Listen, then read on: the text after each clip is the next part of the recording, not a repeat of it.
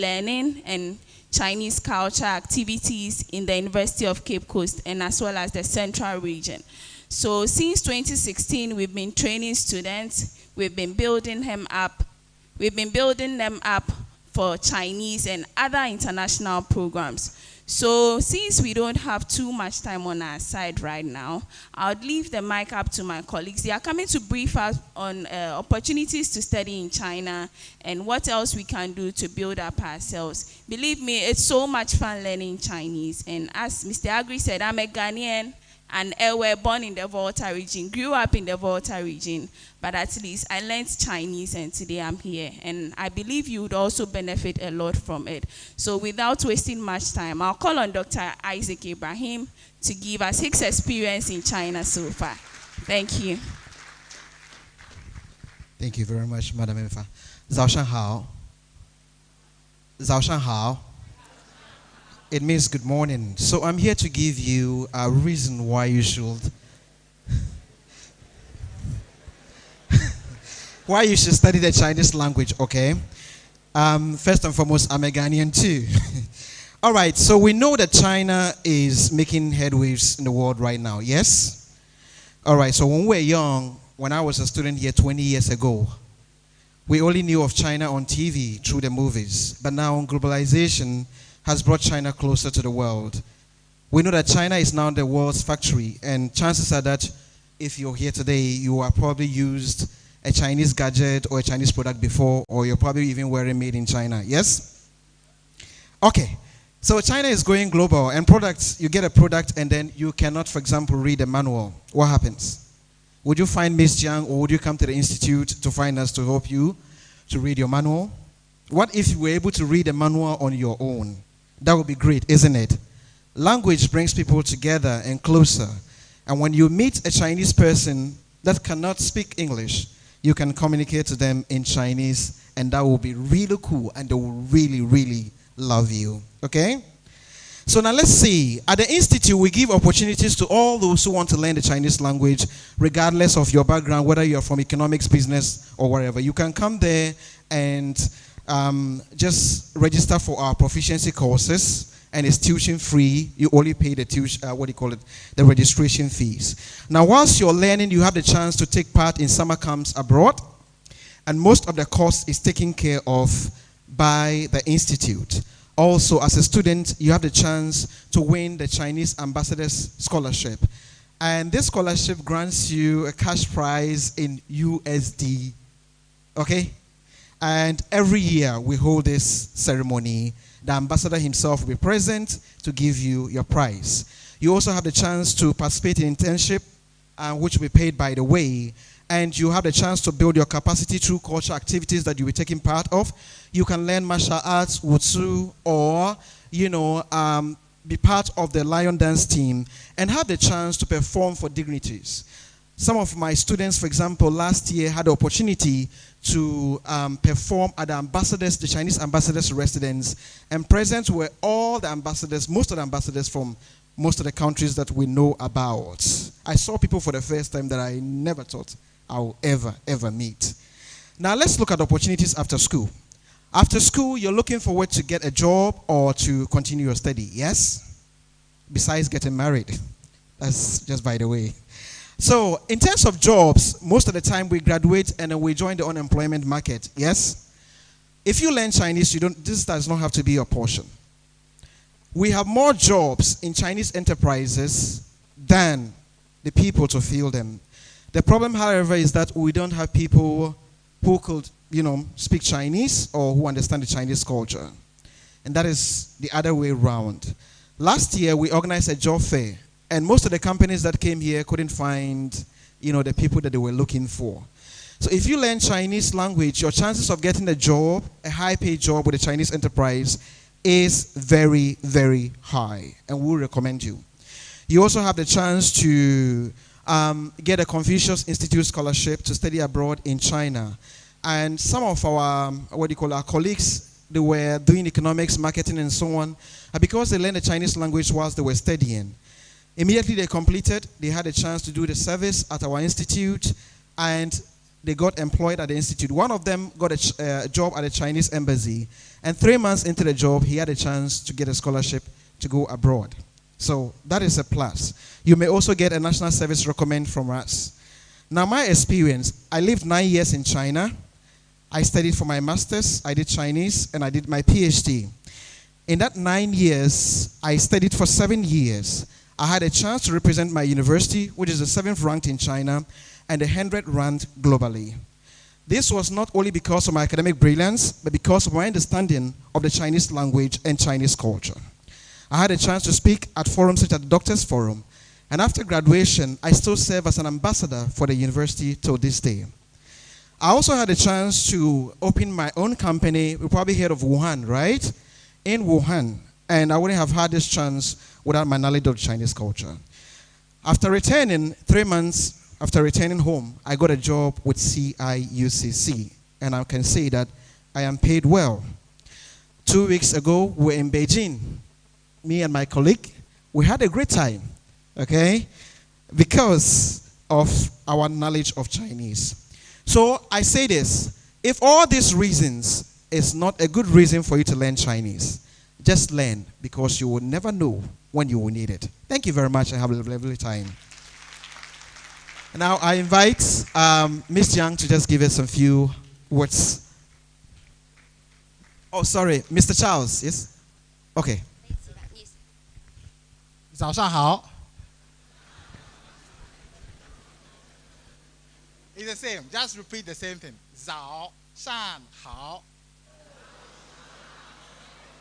Oh, I can't hear. I just do. Okay. 早上好 together. 早上好. Okay, so my colleague mentioned that we have a lot of scholarship programs that are for students. And as you are in this premium university, you stand a chance to enjoy these scholarships. Now, they range from different categories. Now, Chinese has been accepted. We are trying a program that in future, all second cycle schools will be reading Chinese. Yes. So, yes, reading Chinese with us, you end up also getting a job, as he said. You can become a teacher in Chinese, and all you can learn from us. Now, when it comes to scholarship, we have different kinds of scholarship. We have even 1 month scholarship, where everything is paid for, everything, including allowances will be given to you. Now, if you convert some of our allowances, for example, if you get 1 year scholarship, you'll be given, if you convert it, it's almost like 3,500 a month. You understand? You are not doing any work. You are only studying. If you are lucky, you even get to teach Chinese again. Now, do you know how much they pay you for teaching an hour in China? Who can guess?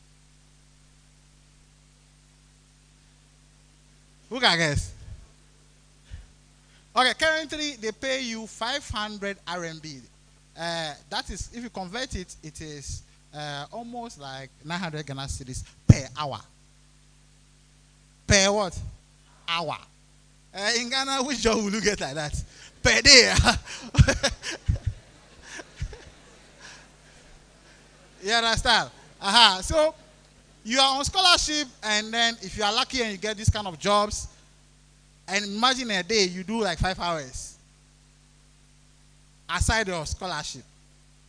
You are not paying for tuition, you are not paying for accommodation. They even give you health insurance. Actually, the only thing you will pay is how to transport yourself from Ghana to what? To China. And some of the scholarships we have Chinese government scholarship, even cater for your transport from Ghana to China. And for example, if you are doing master's program, PhD programs, you are even given, every year you are given a slot. You can come back home and go back, and it will still be paid for. So it means that if you are doing 4 years or 3 years, all the 3 years that you come back home and go back, it will be paid for. You see the whole thing? Yes. And so they are trying to train a lot of Ghanaians. You see, now there are lots in Ghana, right? So they are trying to train a lot of Ghanaians so that, yes, it will make their work here also very easy, right? Imagine they are sick, they go to our hospital, And then the doctor they are going to see, okay, it's a Ghanaian that can speak Chinese. You see, it's very easy for them, right? They are working, and then they don't need to employ a translator because you can speak a Chinese directly. So they don't need to waste a lot of money. Do you understand? So yes, we'll be having our decks behind. If I can turn back, you see that behind.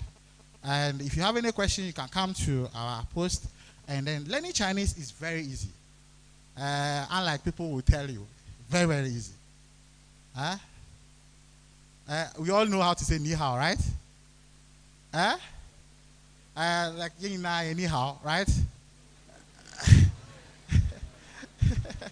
Okay, so you see, most of it is like our own language. Okay, so yes, so my colleague will come and I will teach you more of the Chinese before we go. Okay?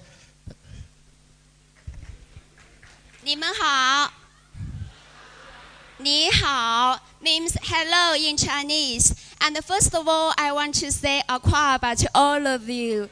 Yeah. My name is Abena.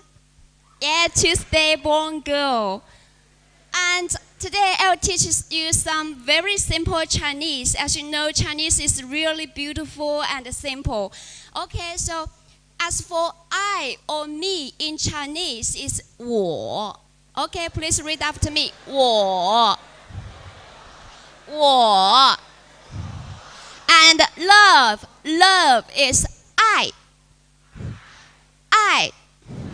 Then you is 你. Then I love you in Chinese is 我爱你. 我爱你. And you know, Ghana is 加纳. 加纳. So I will be here for 2 years and I love Ghana so much. I love Ghana. 我爱加纳. 我爱加纳. So UCC is the best university in West Africa. So each of you has earned it and each of you deserves it. So UCC in Chinese, 海岸角大学. Yeah.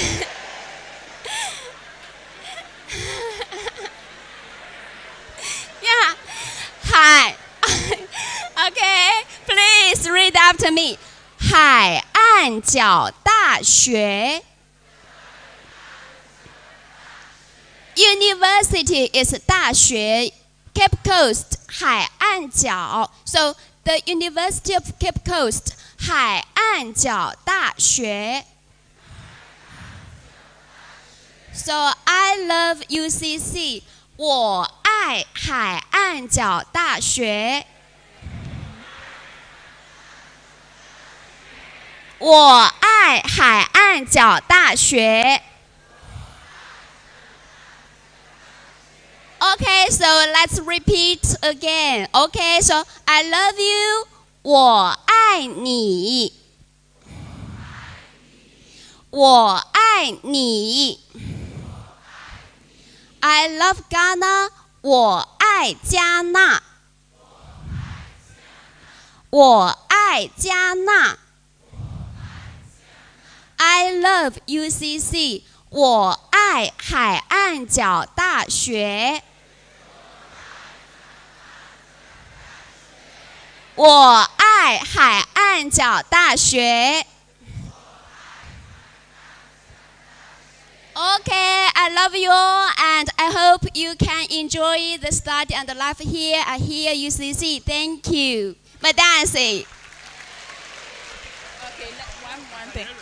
Okay, so thank you so much for your time. We are not ending the lessons here. If you wish to continue, we have a stand outside, or you visit the Misata Language Center, and then we learn more. So one more time, let's learn goodbye. 再见. 再见. Thank you very much.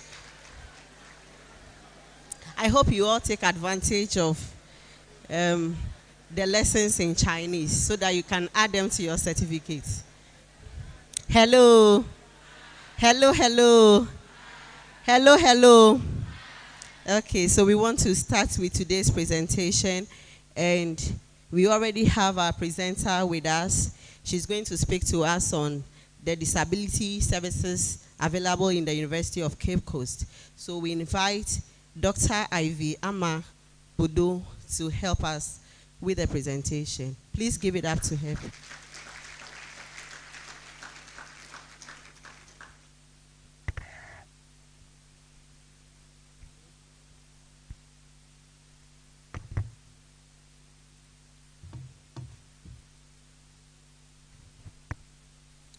Welcome back to Ghana from China.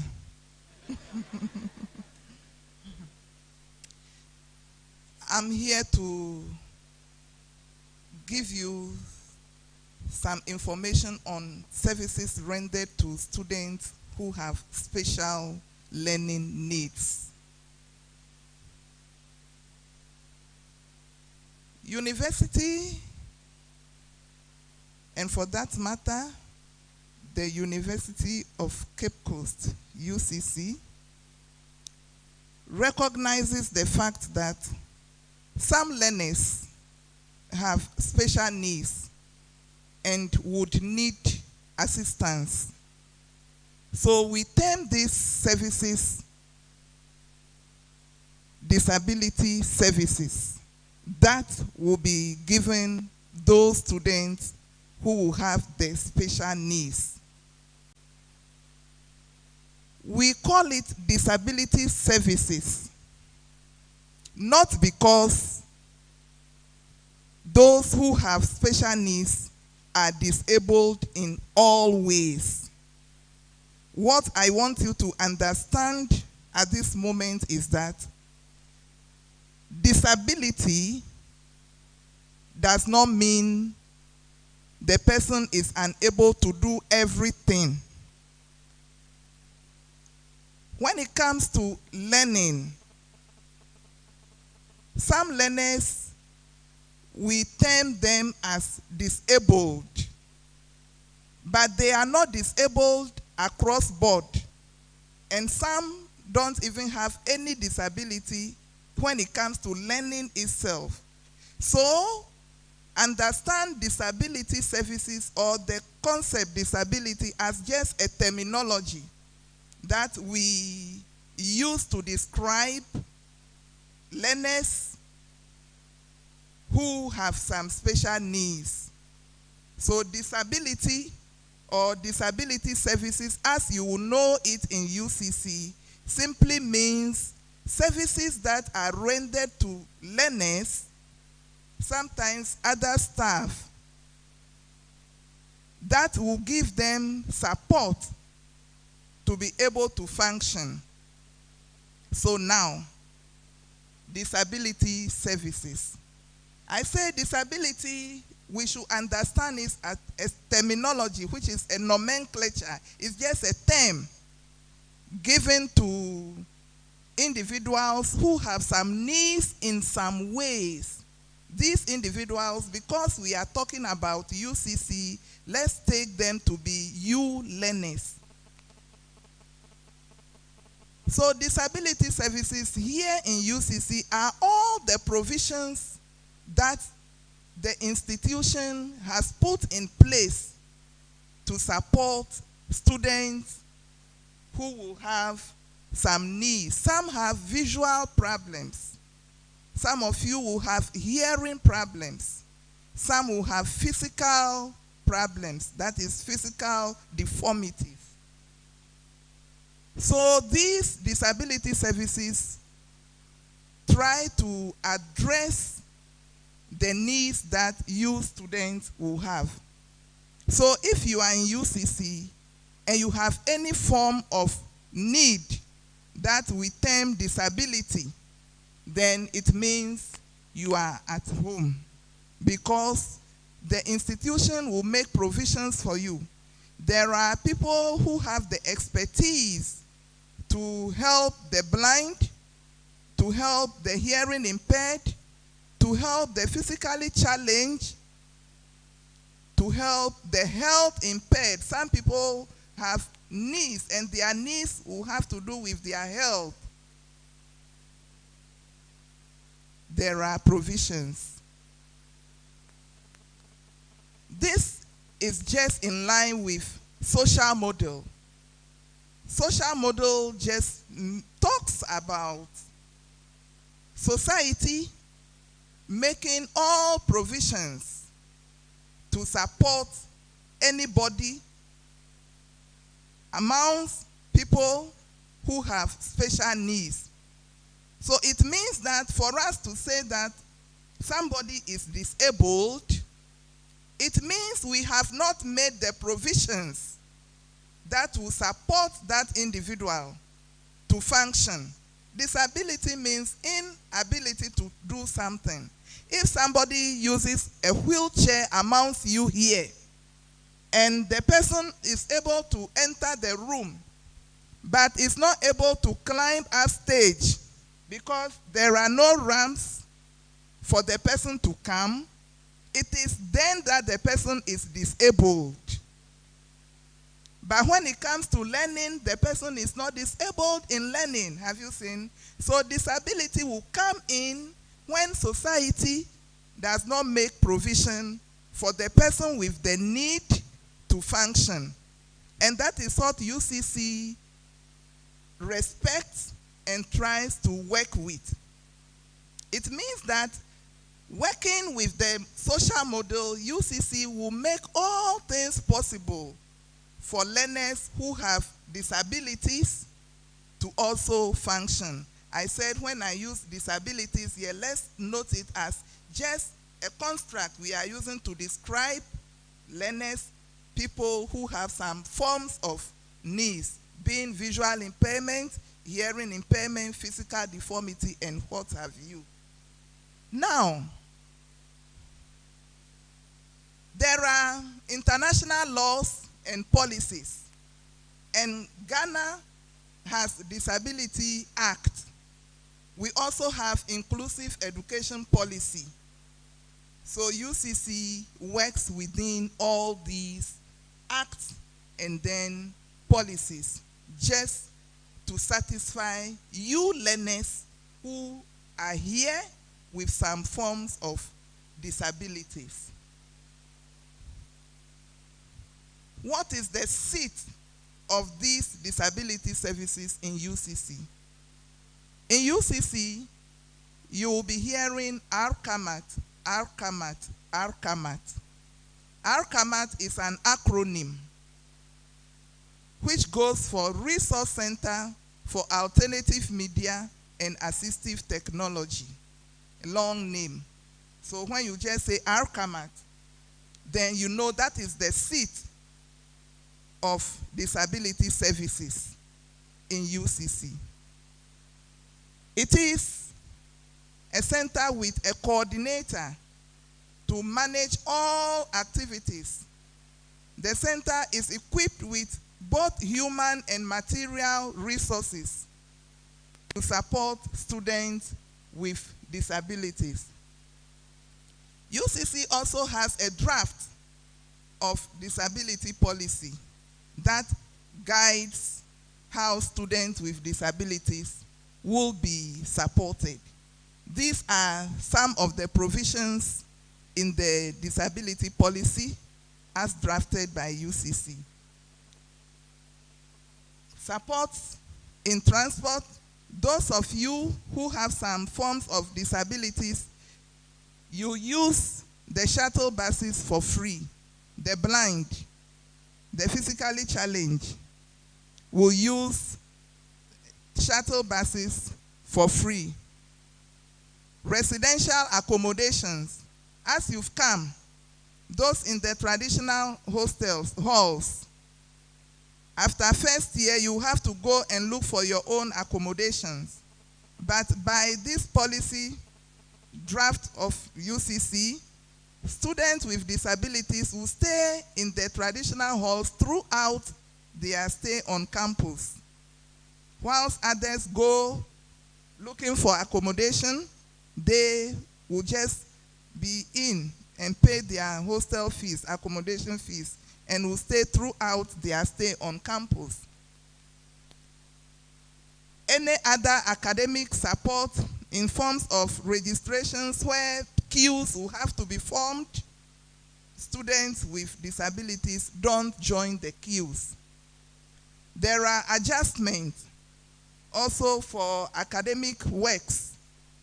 When you have any form of physical condition, visual or hearing, you will enjoy additional time whenever quizzes and examinations are written. You will not go at the pace of your colleagues, the normal in quote. We are just normal in quote. When thorough assessment is conducted, hardly would anybody score 100%. So we say we are just normal by the grace of God. We are normal in quote. Or the supposedly normal people. So when you have any form of disability, as a blind person, as a physically challenged person who has problem with holding the pen or mobility to some extent, you will enjoy extra time. That is, half of the time will be added to yours.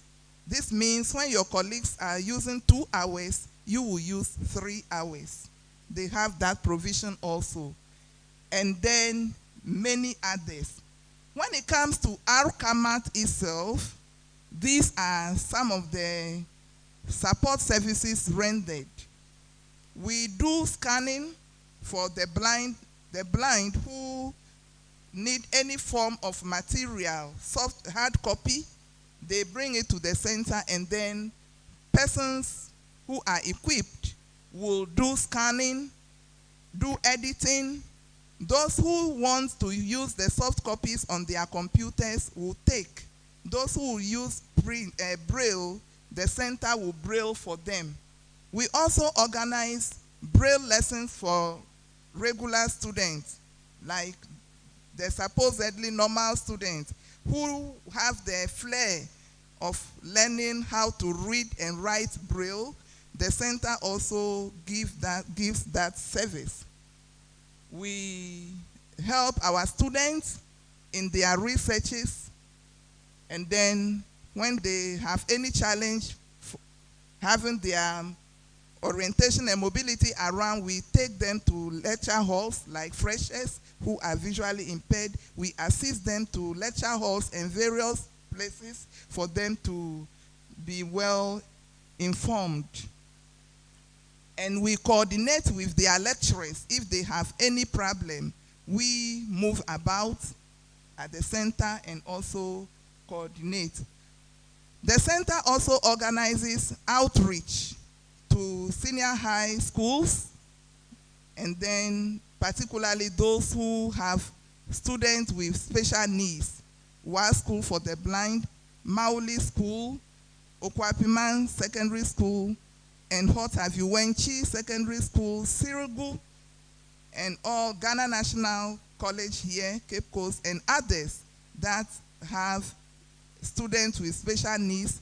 UCC also organizes that outreach under RCAMAT. Students with disabilities have their associations on campus.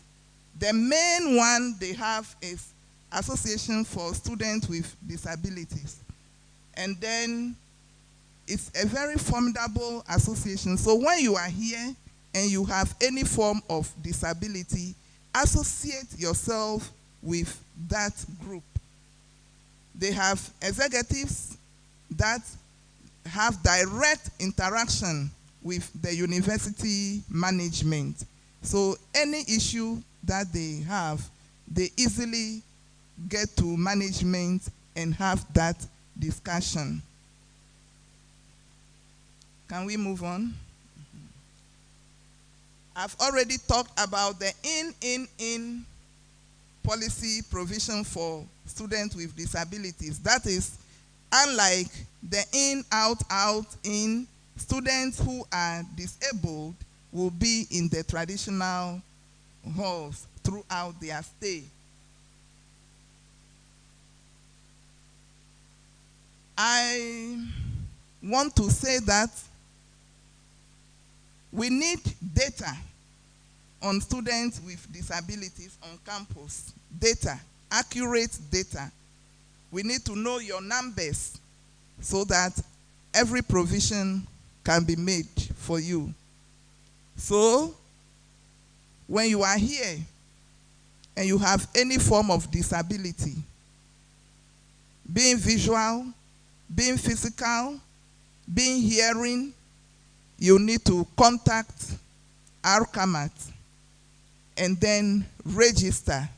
I said you enjoy throughout stay in the traditional halls, but then before you access that, you need to get recommendation from the coordinator of the center. So if you have not registered, if you have not associated yourself with the center, you will not get that recommendation to get to the hall masters. And for that matter, try and then register with our CAMAT. Where would you locate our CAMAT? The university library. The university's main library, Sam Jonah Library. Our CAMAT is located at the basement of the library. The basement of the library. You'll be going around, and then I believe you come to that place, and then we demonstrate some of the services to you. This is our contact. Thank you. Questions? Any question or any appeal for further clarification?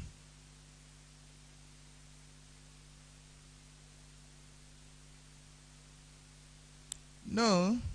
Okay. There is a hand.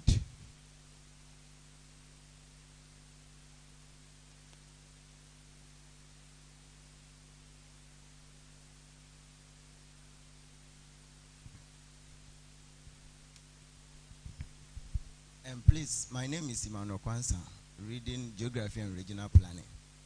I want to know, let's say when you were coming here, you are not disability, or when you were coming here, you are a normal person.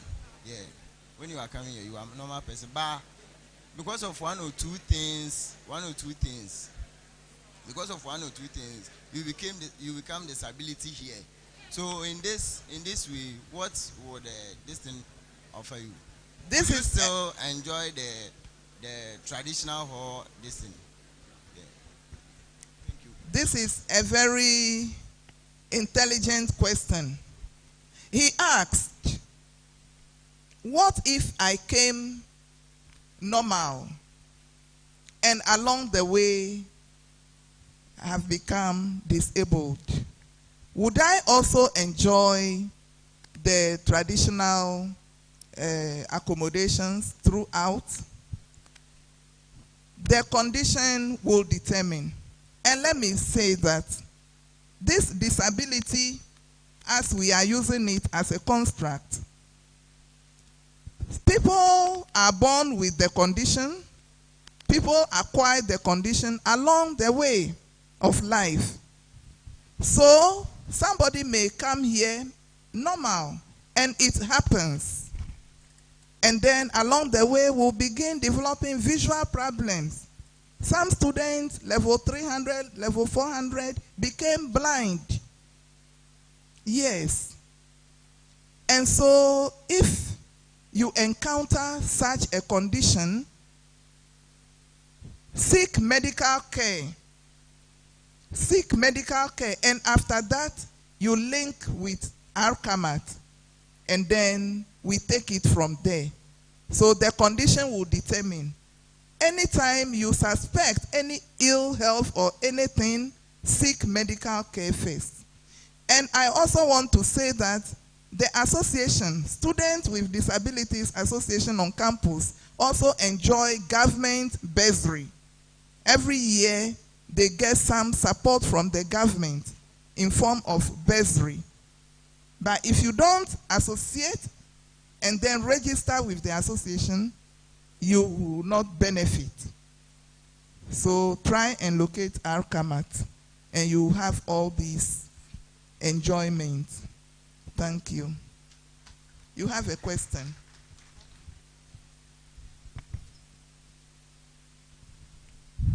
Thank you very much, Doc. I want to find out if I'm a slow writer, extremely slow writer. Do I consider myself as disabled? If I am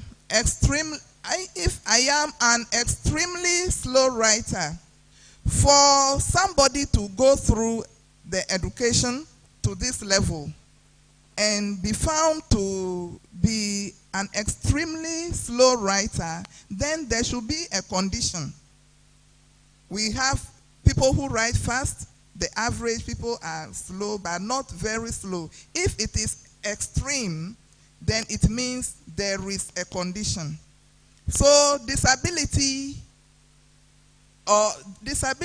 means that those people are exceptional. They don't fall within the normal range. And so even the gifted and talented people are exceptional. They are persons who need special services. But here, our concern is on those who are exceptional, but in the negative part. That is people with disabilities. So if it is extreme, then it means the person will have to get that confirmation from the medical expert. Bringing the support will be rented. The person will be allowed to come and write quizzes and exams at the center. Those who get visual problems along the way come to the center there to write, and they enjoy the extended time. Yeah. Please, any more question for Doc? Any more, please? Okay, so if we don't have any more questions, we want to really appreciate Doctor for her time with us.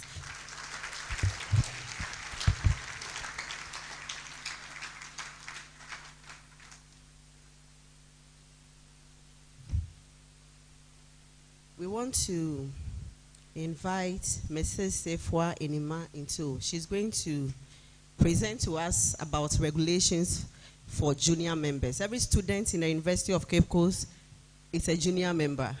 And so she's going to tell us about the rules, the regulations that you are supposed to abide by. Let's give it up to her, please.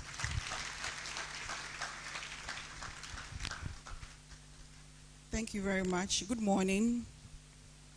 So you are welcome to the University of Cape Coast, which is the University of Competitive Choice. I'm sure by now you know the #1 university in Ghana, the #1 university in West Africa, and the #1 and the 7th in Africa. I was expecting a round of applause to express your joy. So you are at the right place at this very moment in your life, either for a 2-year program, 3-year program, 4-year program, or a 6-year program. So once again, congratulations for being admitted into the University of Cape Coast. So we couldn't have come this far without rules and regulations. So this morning, I'm going to take us through rules and regulations governing your stay as a junior member of the University of Cape Coast.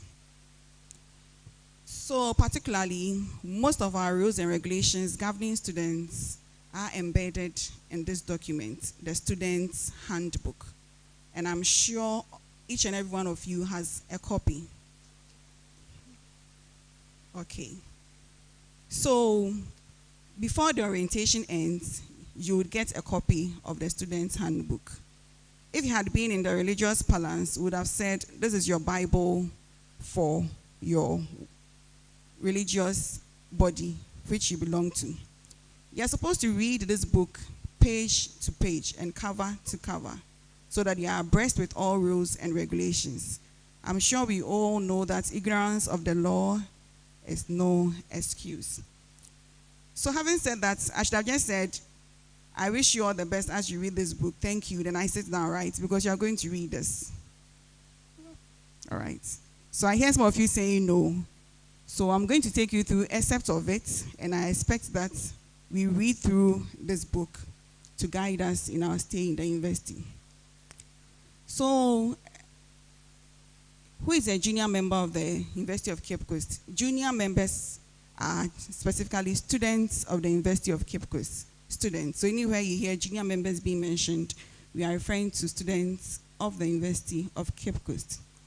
Now, these rules and regulations, they are governed by the statutes of the University of Cape Coast. And these statutes are issued by either the council, the academic board, the vice chancellor, the dean of students, the hall master, warden of your hall, or any other university authority. Now, the office of the dean of students is the office that is responsible for the welfare of all junior members in the University of Cape Coast. So if not for anything, once you are a junior member admitted to the University of Cape Coast, your first point of call, if you don't remember your department and your hall of residence, the office of the dean of students should always be at your fingertips. So we are responsible for academic, residential, and social matters. Particularly, we are responsible for accommodation for students in the halls of residence. And I'm sure for some of you who were having accommodation challenges, it appeared in your portal that you should go to the office of the dean of students for some assistance. We are also responsible for chaplaincy services, and by that, places of worship, and then the religious bodies that are available for you to worship with. Guidance and counseling services are also part of what the office of the dean of students does, of course, in conjunction with the departments of guidance and counseling. Sports and recreation, you're not only here to learn. Yes, there are sports and recreational activities also for you, and that office is also under the office of the dean of students. There are intra-university debate, international student competitions, and I'm sure you are well vested with the student debate championship that is ongoing. We are also responsible for student bodies, organizations, and clubs and associations. So these clubs and associations, they span from your hometown associations, your old school associations, your departmental associations, faculty associations as well. So as a past student of Holy Child School, if there is any other person who also went to Holy Child School, you know we have Hobsons on campus who have also come together to form an association. And then this other responsibility of the office, which I'm not so pleased with, but we also do, is to provide support to bereaved families. So God forbid that you should die. But if you die, the office is also responsible for providing some form of support to your family. I'm sure we will not die, right? We all wish that we will see our graduation day and even beyond that. Yeah. So the regulations for junior members, why do we have regulations? They are just formulated to govern our stay here. Of course, if there were no rules and regulations here, it would be a very chaotic and disorganized campus. And that is why we have rules and regulations. And the rules and regulations are also to protect and safeguard the environment, making the environment very serene for academic study.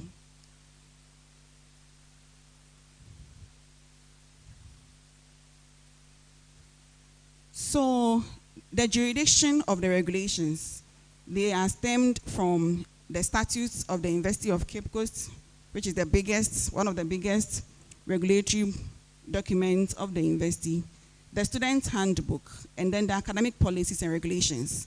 So by the time that the orientation will end, you are supposed to get the student handbook and the academic policies and regulations. That of the statutes can be found at the university's website. The regulations for junior members, as I speak to you this morning, doesn't apply to only regular students. So you are here with us on the regular mode. We also have other students who apply to study in the university through the distance and the sandwich mode. And these rules and regulations apply to them as well. The regulations also apply to undergraduate students, graduate students, and all those in our affiliated institutions. So not only those on campus, even those in our affiliated institutions, the rules and regulations apply to them. And then finally, guess what? These regulations, they apply to you on campus or off campus. So even when you go on vacation and you are in the house, the rules and regulations apply to you, because anything that you do now that you have been admitted into the University of Cape Coast, the first thing that will be said is that a student of the University of Cape Coast has been involved in ABCDE or has engaged in ABCDE, whether good or bad. So what we are saying is that for this 2-year, 3-year, 4-year, 6-year period that you are going to be with us, make sure that you read and then do what is expected of you.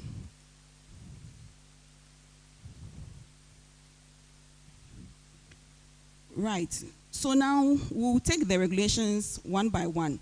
Of course, there are more regulations than what has been projected on the screen for us, but I have taken some key ones for us to take note of. As we read the document, we'll be well abreast with all other regulations that the university has for us. So the first thing, dress code. What we are saying is that as a student of the university, dress decently. And I'm sure we are all at a higher educational institution, so by decent, I know we understand what we mean. Unnecessary exposure of any part of the body is not tolerated on this campus. And let me add that we cannot wear bathroom slippers for lectures and other university-wide functions. And I'm hoping that, well, the faculty officer didn't see anybody in that this morning, so I guess we are all well dressed this morning. Now, aiding, abetment, conspiracy of office. So if for any reason you're not the one involved in any crime, but you are the one instigating, commanding, supporting somebody to engage in something that is unlawful, we are saying that it is an offense in the University of Cape Coast, and that is not accepted. So you may not necessarily be the one moving forward doing ABC, which is not accepted, but you may be supporting or instigating, giving some people unnecessary morale and pressure to engage in something that is not accepted. And we are saying that if you aid or you abet, it is not accepted in the University of Cape Coast. Dissemination and spreading of false information. Now we are in the era of social media. Anything that comes into our DM, on our page, group page, we just forward.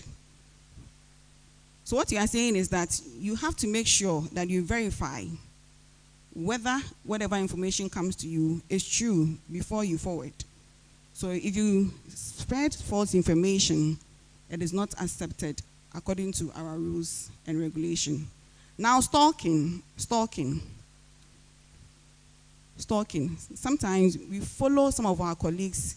You try to get them wherever that they are, either in the halls of residence, either at the lecture theaters, wherever that they find themselves. You are always following them. Only unwarranted assistance or necessary pressure to your fellow colleague, we are saying is not accepted in the University of Cape Coast. Once the person does not accept your association, just let it end there. Demonstrations, rallies, assemblies, and processions.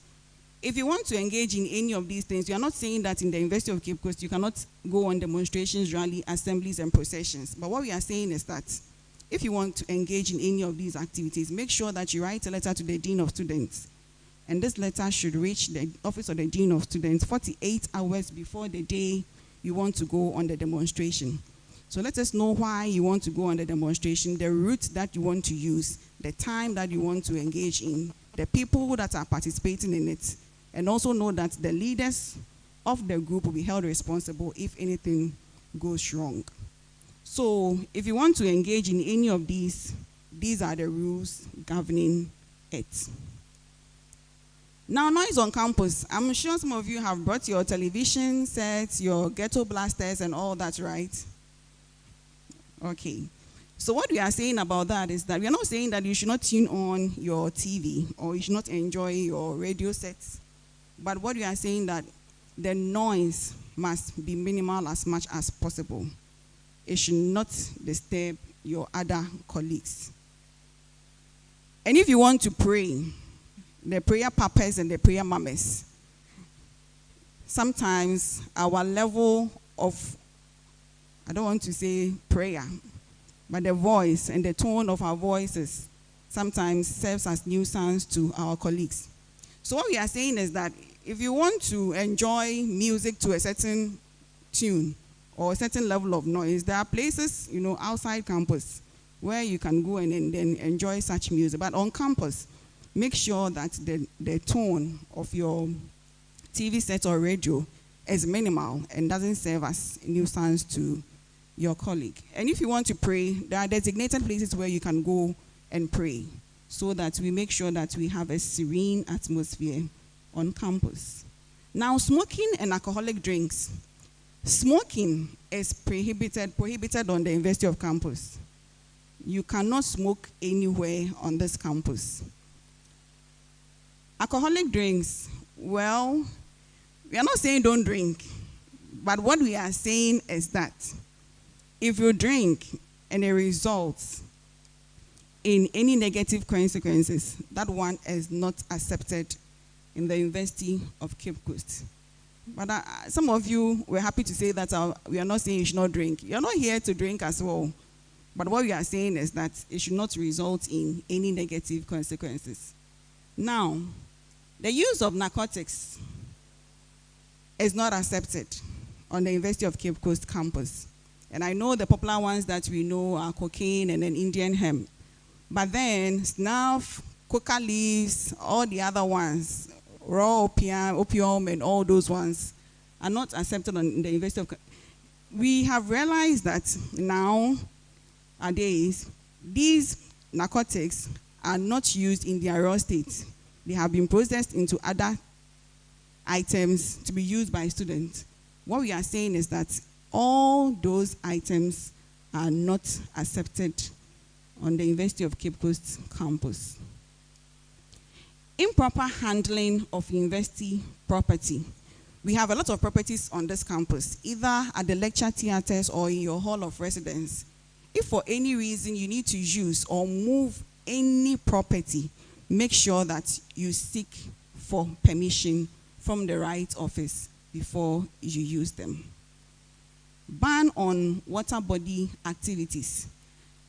The University of Cape Coast is a university with a seafront view, and we are really proud of that view. But guess what? It's the only university with a seafront view where students cannot swim or engage in any water body related activity. So what we are saying is that the sea that you see nicely, along the beach, you cannot go near it. And please, I want to caution those from Kumasi and those other places. You can only go and have a nice view or view it from a distance. I've already told you there is one responsibility of the Office of the Dean of Students that you are not happy to embark on, the support that we give to bereaved families. So please, we have come to this decision because of so many instances of students drowning in these water bodies. And that is why we have said, for this 2-year, 3-year, 4-year, 6-year that you are going to be with us, don't go near the sea. Not just the sea, lake, river, what other one? Any other water body related activity. Whether it is on campus, in your room, at the lecture theater, by your old school association, by your church group association, your hall, anywhere. You are not supposed to partake in that activity. And if you find any association organizing any aquaba tour that has a water body related activity, kindly report to the Office of the Dean of Students. Please, let's remember, I'm repeating it again, that any water body related activity, so not just the sea, swimming pool and all those ones are not accepted in the University of Cape Coast. And of course, it's for your own safety and your own good. Pasting of posters and handbills at unauthorized places. I'm sure you realize that our campus is very clean and our walls are very neat as well. We have places where we paste posters. So if for any reason you have to paste posters, you make sure that you find the designated notice boards and you paste your posters there as well. You have come in innocently, this first week. Very soon, it will be the season for political campaigns and activities, either at the SRC, local NUCS level, at your hall, church group, or student association, departmental associations. And then the issue of pasting of posters will come up. So note that we are not saying you shouldn't paste posters, but let's paste them at the designated places for them. Now, subletting of rooms. Most of you here have chosen to be in your hall of residence, and I'm sure you came in here from your hall this morning. If for any reason you don't want to be in the hall, you make sure that you see your hall master or warden, and then he or she will take you through the right procedure for you to give out your room. So if you have already given your room to another person and you have taken money from here, kindly go back and do the right thing. Because when you are caught, we'll soon get to the sanctions for some of these offenses. And you don't want to be found giving a letter of sanction these early days in the university. Sexual harassment. I'm sure yesterday there was a group that took you through sexual harassment. So any unwarranted advance to any other person amounts to sexual harassment. And sanctions for that one will get there. Once you have been taken through that, just know, the guys, if you love somebody and the person doesn't love you back, no, it stops there. I'm sure yesterday you were told. Yes. So you stop it there. And there are committees, there are systems in place to make sure that if somebody feels harassed, the person can go and report. Absence from the university during semester. So we are not in a secondary school, but what we are saying is that if for any reason you have to leave your hall of residence, you sign the Rediat book, you leave your keys with the hall assistants at the hall. That is how the university works. We want to know where you are at every point in time. So we are saying that always sign the book at the hall of residence and leave your keys. If for any reason an association or group also wants to organize a program outside campus, you have to write a letter 72 hours to the Office of the Dean of Students. Let know where you are going, what you want to do, the names and registration numbers of the students involved, so that in case of anything, we know who and who were part of their group. So I'm sure the student leaders will be coming to you either at your hall or the department with programs. We are not saying that don't participate in these programs, but make sure that at a point in time before you sit in the bus and then get out of campus, you have sent your name and registration number to the leaders of the group for the right thing to be done. Now, being insubordinate to university authorities is also okay. It's also not accepted in the university on the university campus.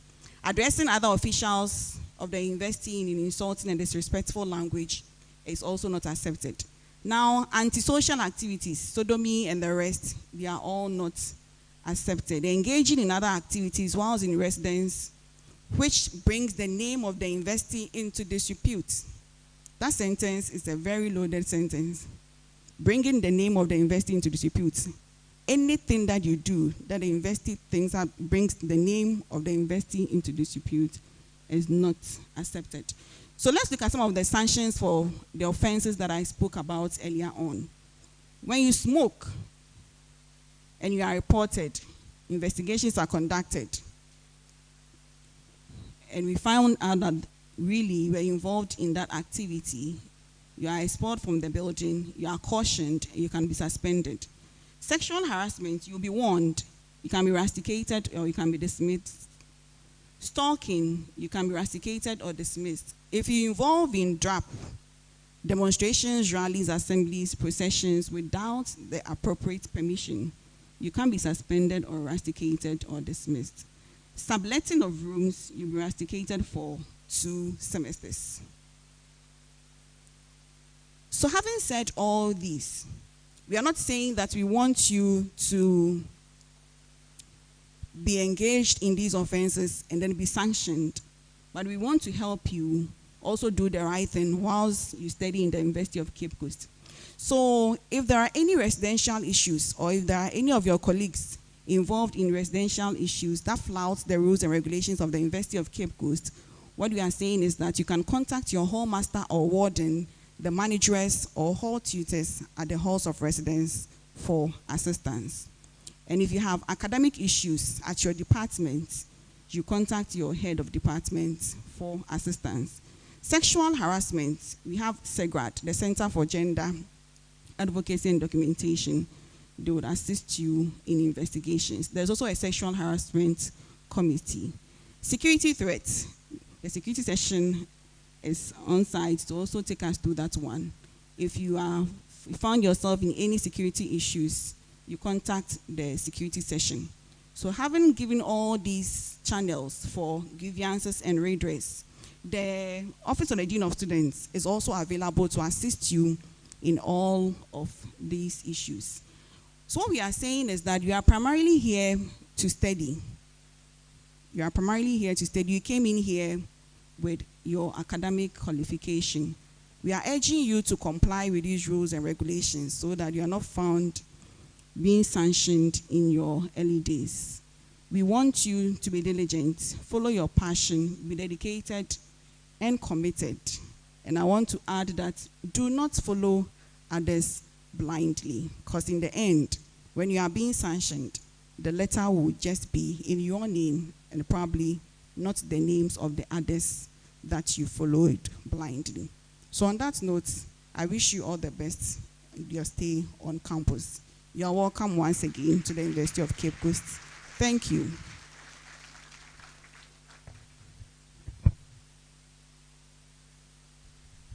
Please, a bigger one for her, please.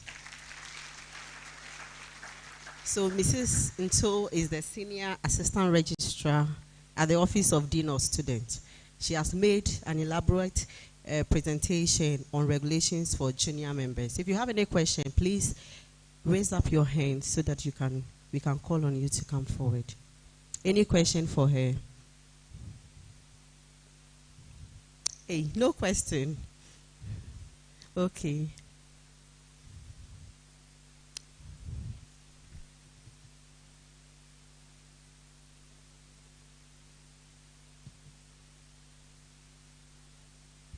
So you mentioned your name, your program of study.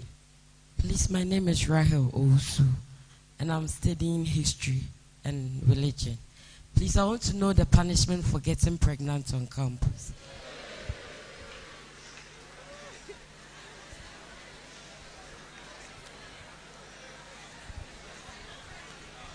Yes. So we are going to take a number of questions, maybe 5 of them. So if you have questions, please come forward. We'll take in batches of 5 before she responds to them. Any more, please? Hello, are you coming? Okay.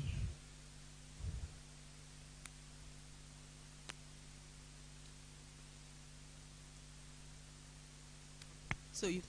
Hello, my name is Arnold, a BCom accounting student. Please, I want to ask, maybe if the school is going for a competition and I'm chosen as one of the contestants, and we go and maybe, as you rightly said, maybe anything that brings the name of the school into disrepute. So if we go and we lose, so will I be punished or will I be sanctioned?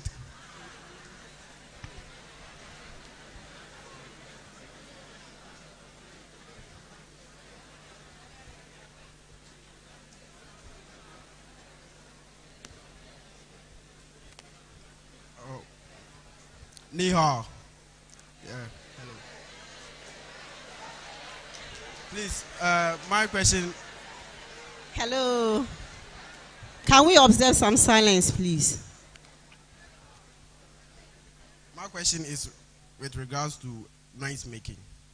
As you said, since we came as freshers, there have been a lot of disturbances at our door. Kokoko, Pentecost, assemblies, Methodists, whatever.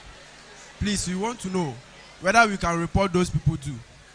And are done around 4:30 when the sleep is getting, and they'll come. They have the song that they sing. Wake up, wake up, wake up. It's time for morning devotion. Please. Why?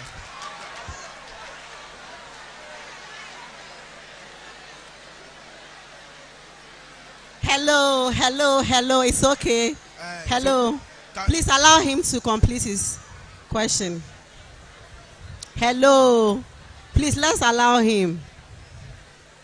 And you said something about whether spreading false information. I want to know, now that we have technology advancement, somebody can send you something that, oh, this is what is coming to happen in a few days. And by the time you check, almost all your friends or those you knew, you know on your contacts also have the same information. So please, and you also try to extend the same information, and you realize you don't know because all your friends know that have getting that information. Then how will you know that, oh, this information that I'm about to send is false? Because you have checked from your friends and they are also having the same information. Please do get my question. Okay, thank you. Thank you. My name is Mathematics and Wisdom, Become Accounting. My question is, during your presentation, you made mention about organization and association. In case an organization... Hello, please. In case an organization is doing their anniversary alongside the semester, which will take about 2 or 1 week, which will stop the lecturers, would there be allocation time from the lecturer for the anniversary celebration to cover with the topic for the semester? Thank you. Kindly be informed that this orientation program is being streamed live on UCC TV. So whatever you are doing, you can see. I'm Clement, Become Marketing Student. So you can also subscribe, please. Please, when she was doing the presentation, she made mention of ESIAT. And I want to ask, back in SHS, when you are going for an ESIAT, you have to go with tangible reasons and stuff. And I want to ask if this place too, we have to go with reasons and those kind of things. Please, I'm Susanna Hilija, offering Become Marketing. Okay, please, you made mention of the use of narcotic drugs and drug abuse. So please, what if the person from home had been addicted to that drugs and maybe in that exact moment can't do anything but actually taking that drugs? Is there any assistance to offer us in aid or any rehabilitation center around to help?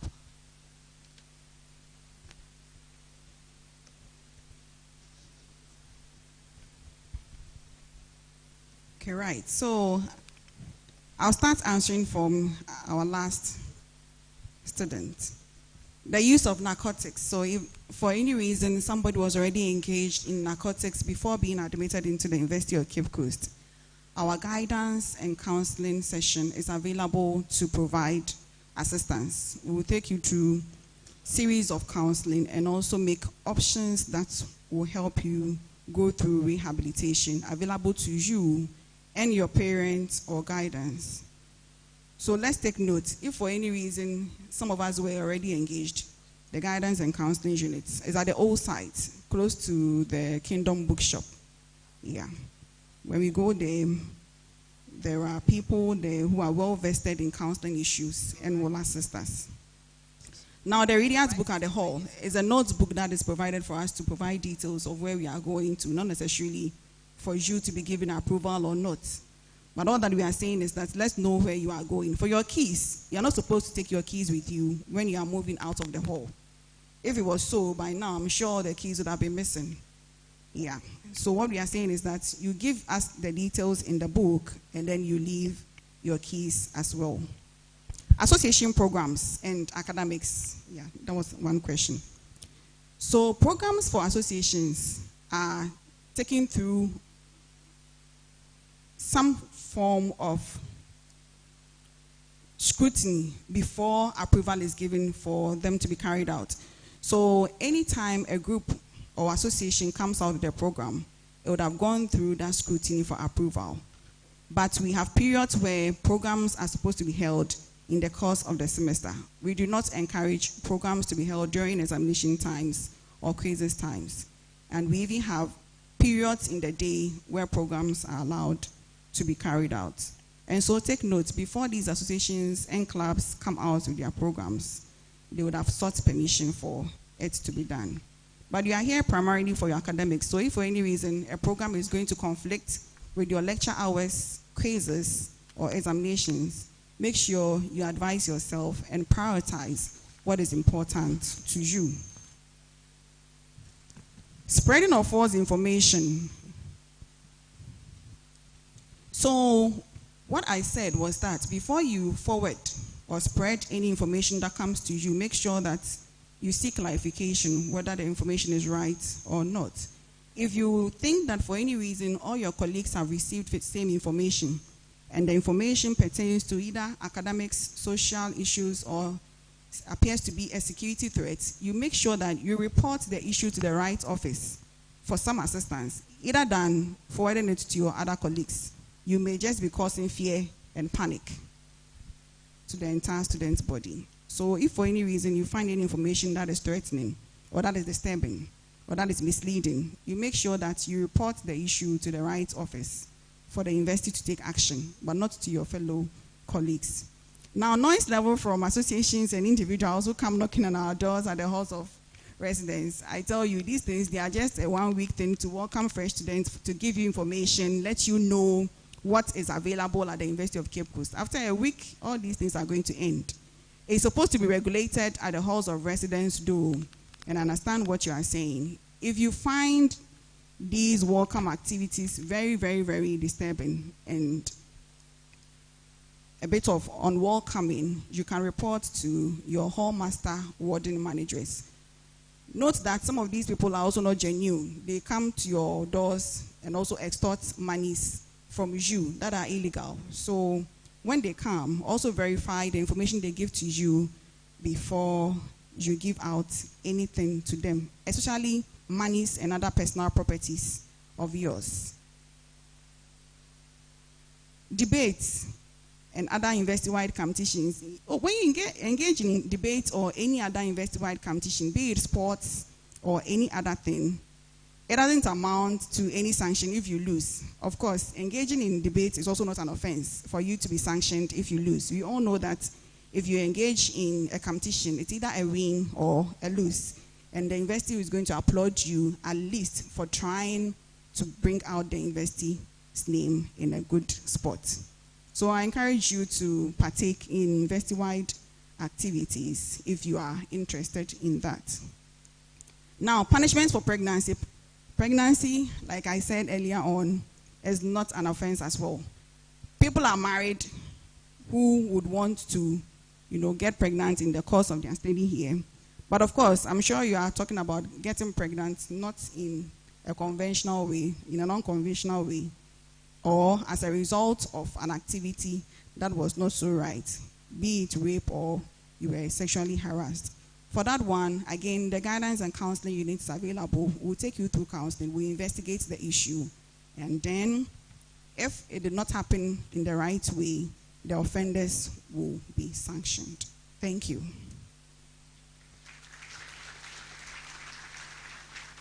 Any more questions for our Senior Assistant Registrar?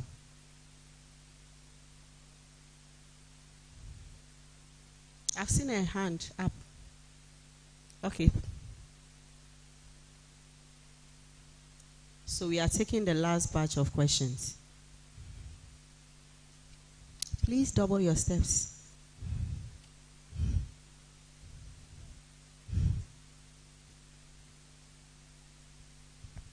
Maybe before she gets here, let me ask this question. Yesterday, there were issues and concerns about, initially the accommodation fee was 1,900 and something. Some of them went ahead and paid.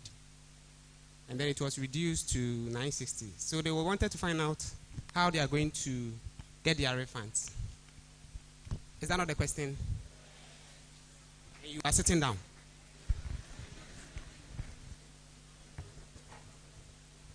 Please, I want to ask that with these rules and regulations that has been outlined for all the students to follow, how about maybe something going on in the school that students are not actually comfortable with, like light out at the halls. Because yesterday, for instance, I remember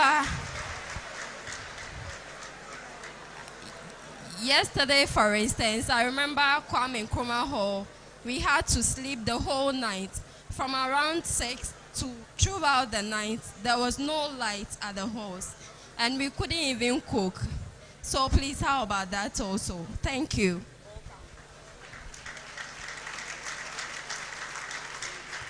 Thank you very much. My name is Francis Sanyoka, become accounting.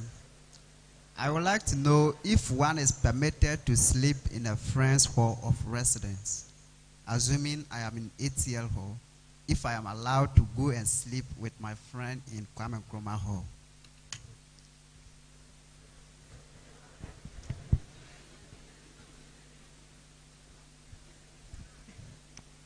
Okay.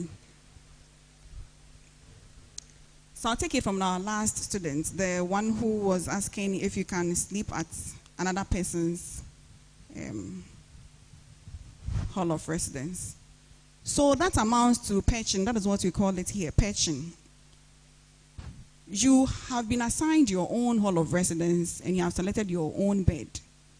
It is not right for you to go to another person's hall of residence and sleep over in their room.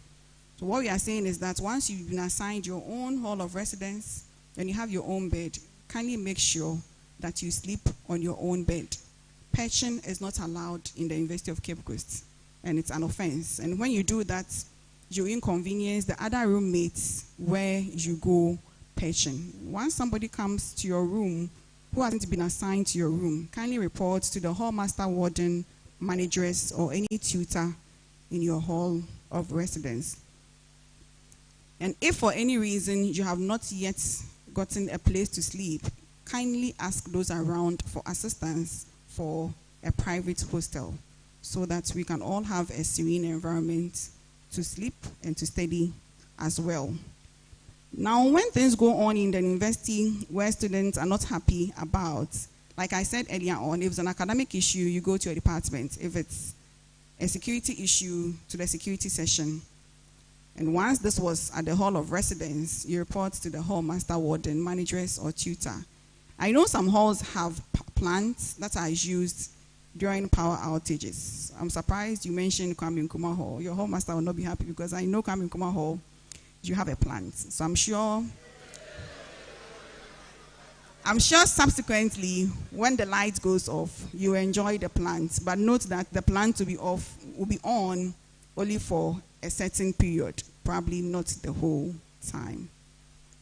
Yeah, so our faculty officer asked about refund. So for those of us who paid the 1,900 earlier on, we reversed the amount to 966. So in due course, there will be notices for you to write letters requesting for refund, of course, with evidence of the pay-in slip attached to your application letter. It will go through the process and probably will credit it to your account against your fees for next year, or would also decide to give you the remaining balance in cash. Thank you. A better one for her, please. Thank you very much. We are grateful.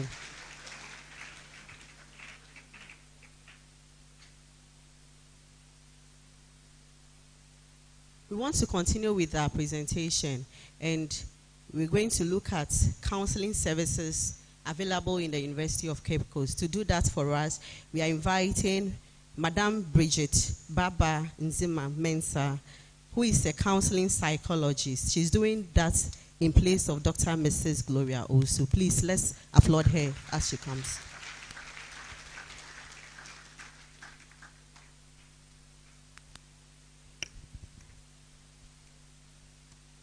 So welcome once again. And we are happy to meet you and to welcome you. Yesterday I was here and I saw your participation. That's rather beautiful.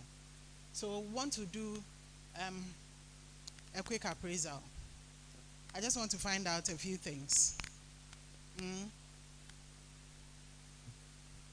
Do you feel depressed, sad, downhearted, hopeless, and don't sometimes know your purpose in life, right? You don't know where you are going. You sometimes feel that you are transitioning. Obviously, you are transitioning to a new place.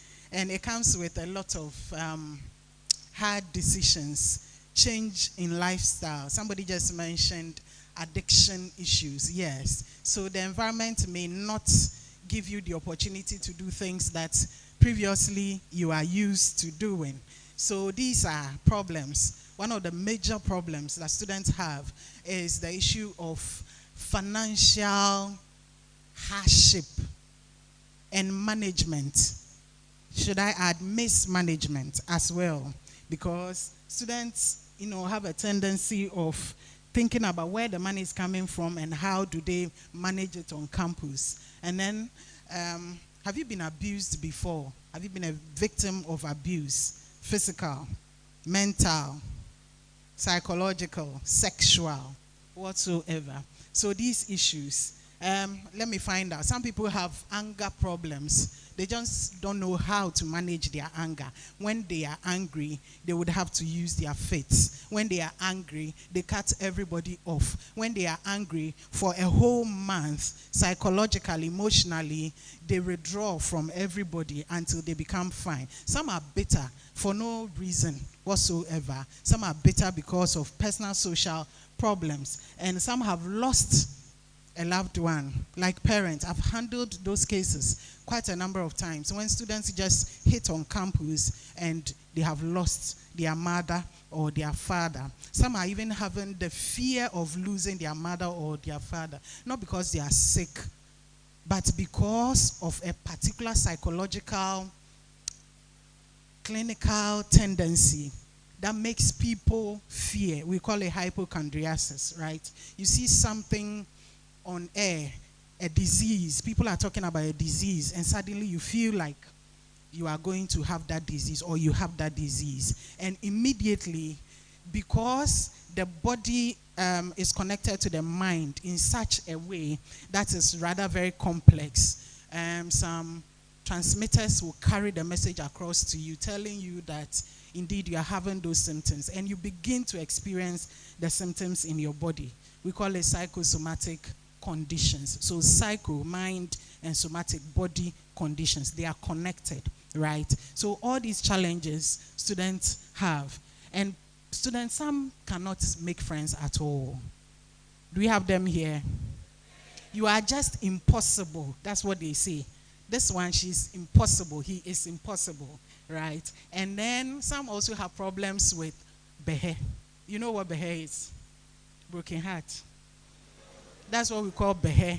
And it's a very painful experience. Very painful experience. I was at a park once when a woman was praying for 4 hours. She kept mentioning a particular name. She goes, Eradie, wafaya ebume kwasi eradi tianeka.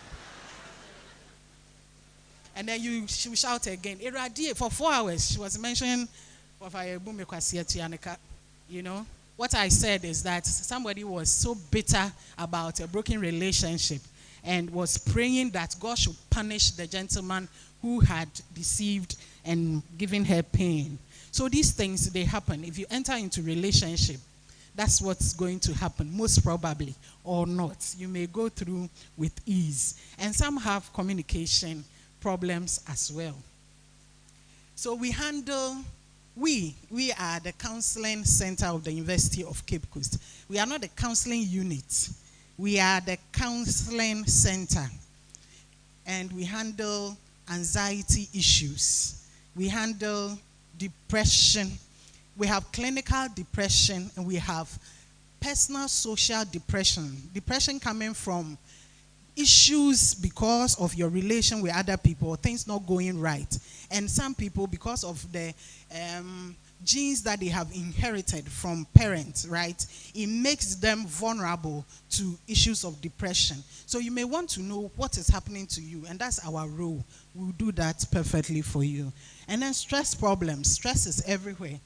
And like I've said, anger, and then study issues. We teach you who you are as a person. So we'll help you to know what kind of a person you are, what is the maximum time that you are able to learn, to study, and to keep.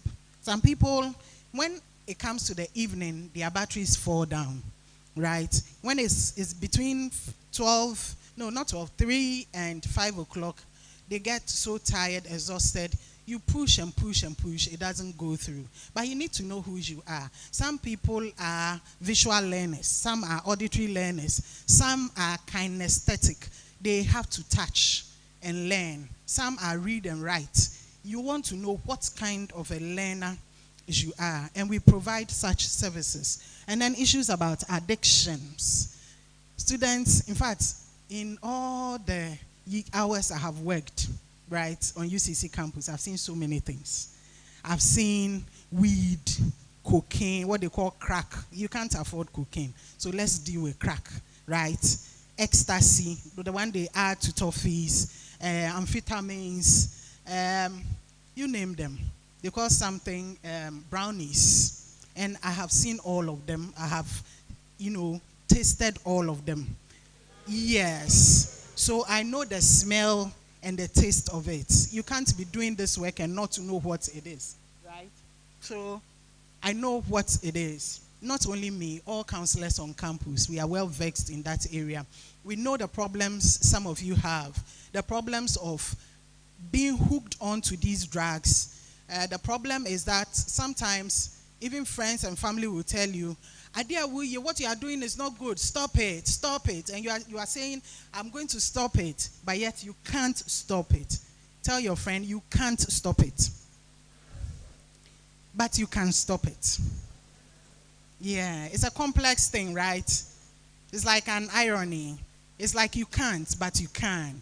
What it means is that with support, sometimes it gets to a certain level, we have to give you medication to control the urge for, and then to control withdrawal. A lot of students have tried stopping and they have withdrawal. In my office, people have vomited several times. Sometimes they go dizzy, they collapse, and we have to, give them a whole lot of support, so much support, because they try to stop on their own. It is not a police case, right? If you are addicted, you need to speak to somebody. And you don't have to feel shy about it. Okay, some have negative thinking patterns. They are thinking that, right from day one on campus, they are thinking, it's not going to work. It's not going to work. I may leave school with a pass or a third class. So much hunger is going on. How can I manage the two? And so sexual harassment and abuse. Just recently, when the continuing students came, we handled quite a number of rape cases within the first week. Yes, and I was shocked. I've been doing this for a while, but that period I was shocked. I was like, what is going on? Okay? And relationship issues. Some fighting boyfriends, girlfriends who are broken up with boyfriends, going to visit them to discuss the, breaking up. What kind of thing is that? And requesting that they buy you food. In the process, they pushed you down and they raped you and all of that. Some are lesbians. They decided to try boys, guys, and guys rape them. They go back to being bisexual again, and all kinds of issues. We want to discuss them. Decision-making problems, yes. So issues about pregnancy. On campus, it can happen. We have handled quite a number of them. Some want to abort. Some have tried abortions with, complications. The word is complications. Lot of complications. Some decide that they will give birth. Parents are very angry with them, are disappointed. I remember I called a lady's mother, and she said, I am in the farm. Madam, tell her that if she's ready for marriage, she shouldn't disturb me. But the phone was off. And I was stuck with her. But when she delivered, I saw them at the hospital with their mother all in white, holding the baby. They were coming for antenatal.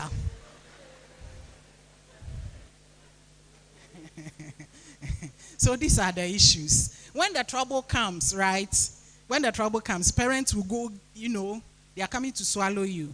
But listen, all shall pass. Say, all shall pass. Yeah. So don't be afraid of the pressure of society. Think about you and your God. Make very important, relevant decisions that affect your future. Okay? Okay, if I had time, I would have told you quite a number of things. And so issues about phobia, right? Phobia. Some people are just afraid of things like cockroaches, like lizards, like geckos, and the rest. Suicidal problems. Some people are thinking, just last week, in fact, that case I should have handled today. The man called me from Kaswa that she's coming. And I said she should hold on tomorrow. Because of the holiday, things, changed for me. She just sent a note to somebody relevant, close to her, that she feels like she should end it all. It's all because of a few family problems that she's having. And anytime she has any family problems, she must kill herself. If you have such tendencies, right, sometimes you feel like killing yourself. You feel like, cutting yourself, pulling your hair, doing something very bad. Like a lady I handled, she would, anytime she has a problem, she'll have to go and do a tattoo, a very painful tattoo. Do something to, it's because they are all signs that show that you have emotional problems and you don't know how to manage them. That's all. So they won't kill themselves, but they would harm themselves just to make a statement. And trauma issues about trauma. You could have had an accident. We've had plenty of that on campus. Somebody going home, they had an accident and they are immobile. Somebody, stuff like that. Let's move on. So guidance and counseling is an umbrella term, right? It is a coat of many colors. That's why we say it is embracing. It's like a hydra, and that's a hydra. Because there are so many branches, right, of guidance and counseling. And what are these branches? We have educational components of guidance and counseling. Education in the sense that the decision to even come to the university of choice, UCC, is an educational decision you made. Currently, I have a daughter. She's had admission into about 4 universities, and we are making educational decisions about where she should go. That's educational, and we help you to do that. Career decisions. What kind of profession do you want to enter into? Yes, some of you are here. Your courses are quite general in nature. You want to zoom down and then decide on the specific area you want to go into. We make such decisions with you in mind. And then placement, where you should be, helping you to be put at an appropriate, specific place in your life and in your academic work as well. And then economic issues. Some people, because of financial problems on campus, they pack their things and they go home. Tell your friend, don't chicken out at all, because there's a solution. Those who decide that if push comes to shove, they are going to stay and work. I have directed people to the washing bay, and they wash cars, and they stay. Some of them, they don't even go for vacation. We have the students' financial support, right? They are there to support. It doesn't mean that come and put all your problems on us, because we'll catch you if you are a DB, a dadaba, and you want to, manage yourself into the students' financial. It's for purely needy but brilliant students. They will come and talk about it. And then also personal social problems. I won't go there again. And then the concerns of counseling focuses on the need to better prepare you for the workplace, the workforce. I'm sure you are here because you want to have your own work in future, isn't it? Yes. So on that note, I will advise that look like somebody who is being groomed for the workplace. You can't come to campus and look like Katia, Makola Katia. Yeah. You can't look like that. Yesterday I was observing a lot of things. You wear a particular shirt like that with a big chain around your, like this thing. A burger who just arrived with a chewing gum in your mouth, pa, pa, pa, like that. It doesn't gel. And you see those things you've been wearing to campus for lectures. The clerks you've been wearing, you know them. The rubber slip-ons.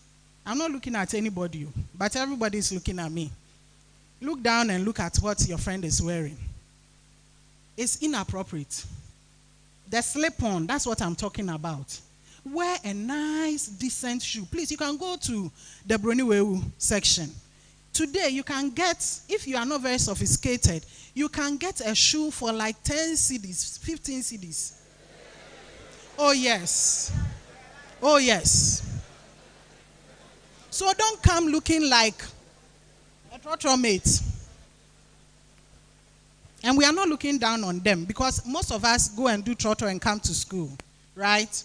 Okay, so counseling is a supportive service that provides individuals, not just students, but staff as well, with support, guidance support, to help you to understand, accept, and overcome emotional problems and concerns which may be long-standing. Some have masturbation issues. A gentleman entered my office. He kept looking here and there before he entered. And I said, what's the problem? He said, my father is a reverend minister.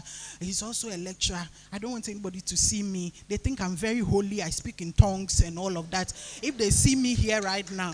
And I said, what is the issue? He said, I can't stop pulling my penis, you know. And now it has curved like this to the point that when I see a fine girl, and then I begin to ejaculate like that. Please, these are all long-standing problems, and counseling handles some of these problems. So it's a process, and the aim is to help you, right? It's a collaborative process. What it means is that we work together. We are not the ones who are going to do the magic. We do the magic together, and we are going to help you to identify and address these issues. So one of the things we do, we call it talk therapy. Oh, okay. So we explore your thoughts and your feelings, and we find solutions to some of these problems. Please move on because of my time. I have another presentation right from here. I may have to even run. So we listen. That's one of the things we do. And we help you to look for the solutions. We handle, we evaluate, let me put it that way. We listen to the problem and we analyze the problem with you. Sometimes in the process of listening to the problem, you find clarity, okay? You see where the actual problem is coming from. Sometimes you think and think and think and there's no solution to that problem. But we help to do these things. Okay, let's move on.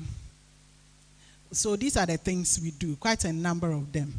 So it's a process, it's a therapy, and it's a relationship of trust. And so we say we assure confidentiality. What it means is that whatever is discussed in the counseling session is between you and the counselor.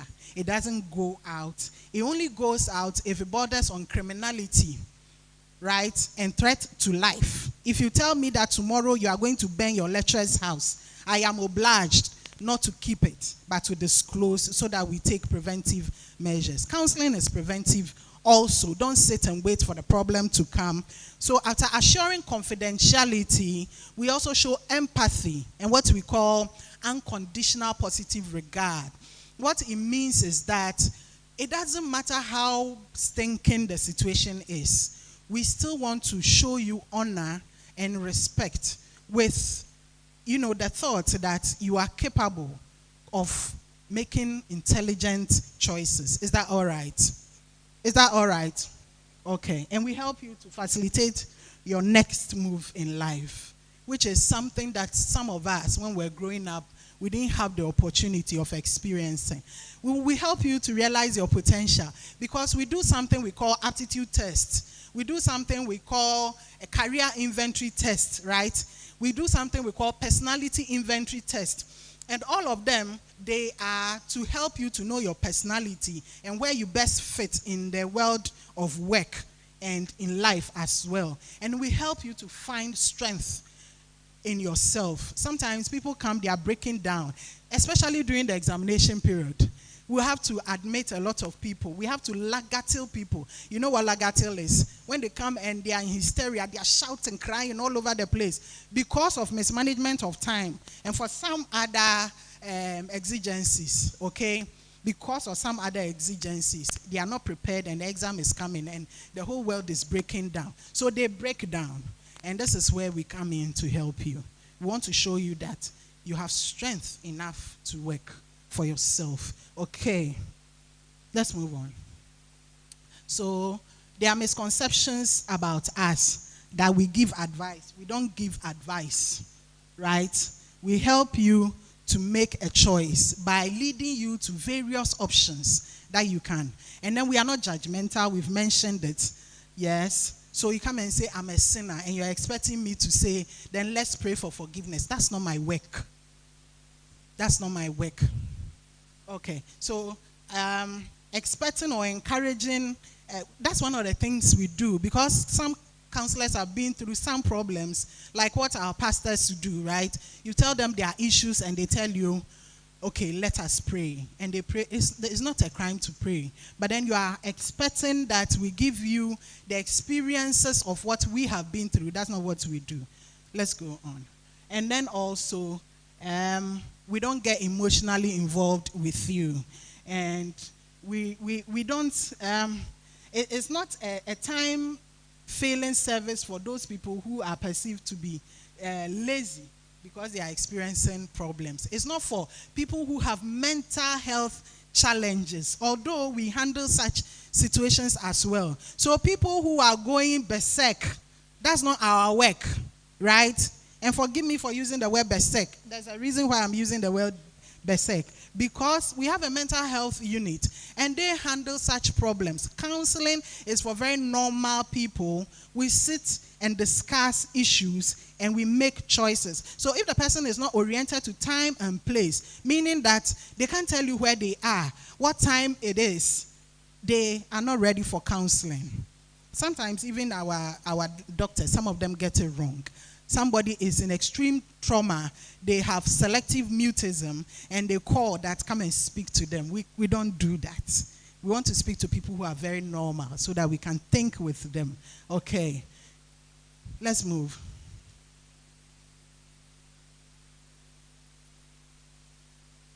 Let's move. So if you want counseling or you decide you need counseling, it's not because you are weak. We deal with people from various backgrounds and with different age groups. And where we are located, I'm interested in that. Can we move to where we are located? I am at the UCC hospital, right? So directly opposite consulting room 1, you find my office. Everybody and anybody comes around, don't be intimidated. At this point, I'm sure you know that counseling is not for mad people, right? And the stigma with the mad people is even unfortunate because every part of our body gets sick, including the mind. If the mind gets sick, it's not because of the person's sin or the person's mistake, but because probably of genes that they have inherited. Okay, so the counseling center is located at the main office of the should I say, the counseling center. That's the Kingdom Bookshop. You know where the Kingdom Bookshop is? Where the shuttle is at O site. Just before the shuttle on your right-hand side. That's where the Kingdom Bookshop is. You entered, counseling center is beside you there on your right-hand side. And then also we open from 8 to 5 p.m. At Ogwa, we are at room B4. Please, let's go back there. Room B4. At Adeshi, we are at first room after the left wing near the hall library. And Atlantic Hall, we are in between the general office and the infirmary. And Valco, we are at C9, a very conducive place for counseling. And KN Kwame Nkrumah Hall, we are at F114. Okay, and at Casford, next to the senior hall teacher's office, and at SRC, we are in room 8, next to the hall master's office. And at superannuation, we are second floor, opposite to the JCR, and like I said, at my office, just opposite the consulting room 1. Okay, so there are 2 things I want to share before I go. We do a program called Young and Wise. Please, you can't walk through the University of Cape Coast and not experience Young and Wise. It is for people who are young and who want to learn life skills. Say life skills.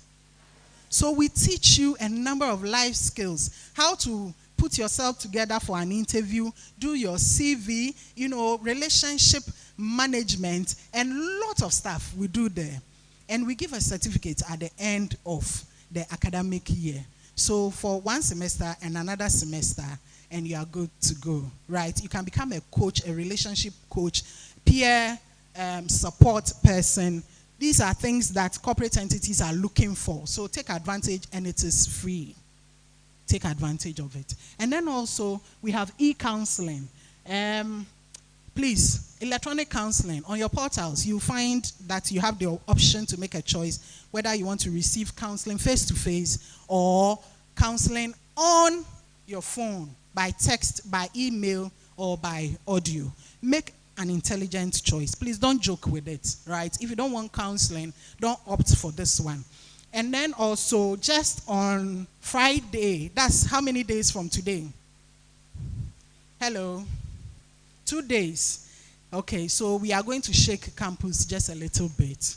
We are doing a relationship program. Say relationship program. Look, this one, let me whet your appetite. It's nice, Ankasa. Yes, for those of you who would go into relationships before you leave school. Me, I met my husband on campus, level 100. Yes. So it starts at 8:30 a.m. And we would want you to be seated by then and would start. Thank you very much for your attention. And I'm sure you have a few questions for me. Yes. Because of time, we will take 2 questions. If any. 2 questions, if any.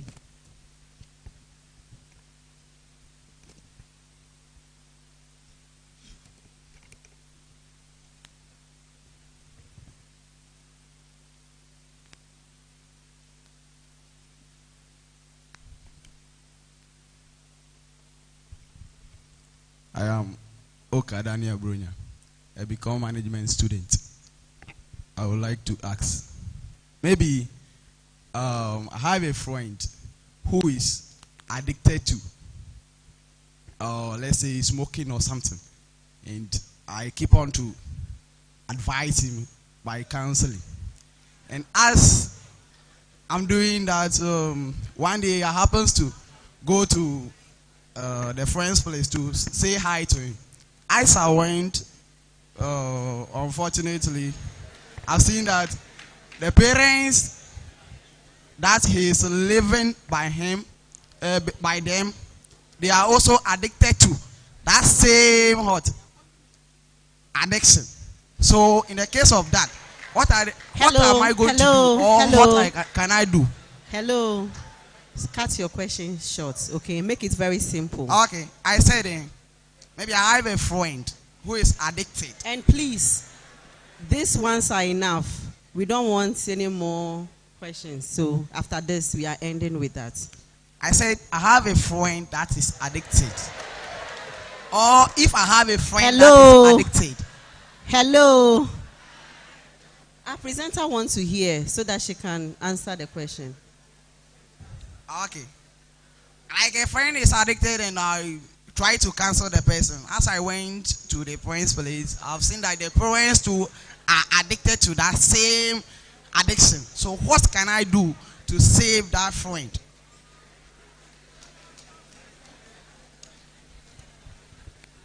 Okay.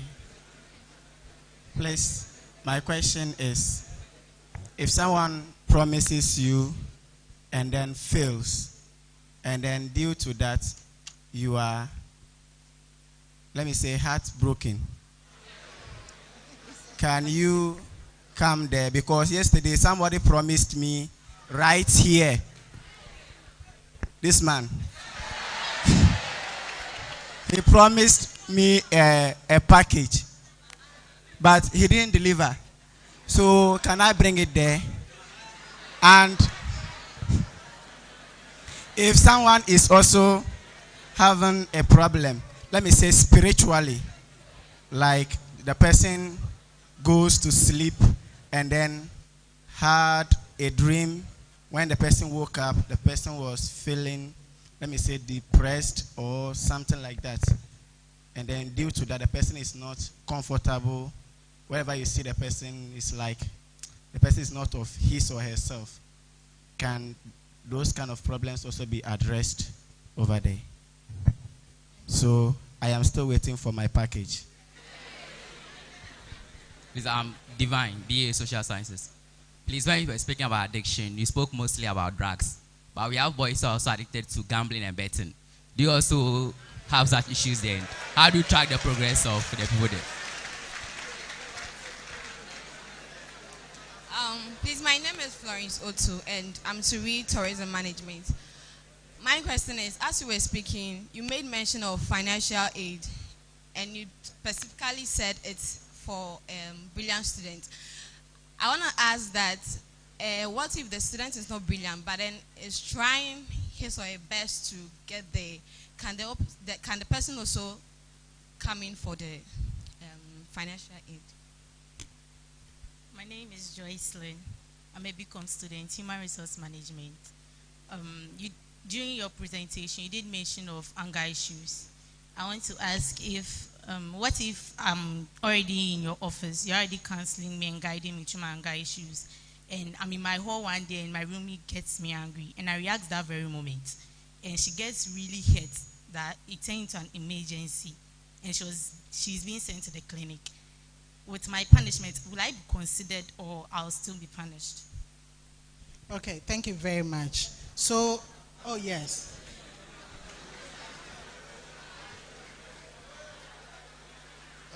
Please, my question is, during your presentation, you made mention of a lot of services that you render over your center. Please, I want to know, is all the services you render, is it free? And I want to know, my second question is, please, sometimes, talking about the addiction, the person may be addicted to a certain stage at small time. You see that it's like he's going mad, become normal, like on and off. So that person, should we send him to the mental place or come to? Okay, so thank you for your question. Yes, you should. Are you here? Hello. Yes. So what it means is that if the person has already started behaving abnormally, it means that the situation is long-standing. All you need to do is bring the person to the hospital, and the health staff there would know the appropriate place they should send. The mental health unit and my office work together. We work together most of the time. In fact, I have a team that handles addictive issues, and it's made up of family physician specialists. It's made up of pharmacists. You know, Dr. Kizi, he was here yesterday. He's usually part of my meetings. We sit together and we plan what is best for the client. So I add mental health staff, and even some additional counselors are also in there, and a regular nurse. It's a team on its own. So you are covered, okay? So people, the first question, I would say yes, refer. If parents are also addicted, all you need to do is refer. We don't handle spiritual issues, although we would refer you to an appropriate place. The protocol there is that we want to find out if you are comfortable with your pastors. If you are not, then we would make referral for you. Yes, issues about gambling and betting are also addictive issues, and they also need management. And then about the brilliant and needy student issue. So that this particular scholarship is for brilliant and needy. If you want to enjoy the package, you at least would have to make a 2.5 CGPA so that we can consider you for that. If not, then you would have to find support elsewhere. Yes, unfortunately, that's the rule of the game. And counseling services are free all over. At my office, a session is 30 cedis per hour for non-students and for staff. Even for students, this academic year, a revision was made, and what it means is that we charge, but then the SRC has decided to take control of your expenditure, right? The cost of counseling for you. And so you are good to go. All you need to do is to come. You fill a form, an SRC form, and we are there. But for outsiders, it's 30 cedis per session. By the end of the year, we may review it. Thank you very much.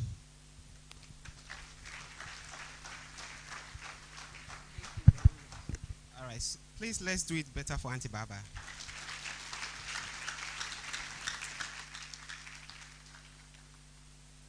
And the gentleman who came to query me about the promise and fail thing, I promised, all right. I didn't put any timelines. But for your information, I'm still gathering my lists. I have Bismarck, I have the gentleman with the notebook, and then about 3 or 4 of them. There was another fair lady who was sitting here yesterday. Hey, why? All right, so I'm still gathering my lists. By tomorrow, I'll come and do my presentations here. So I have not promised and failed. All right, so per the schedule, we are supposed to have campus security services. I believe you know how very important this issue is. So we would invite Mr. Isaac T. Nakote from the security section to take us through the next presentation.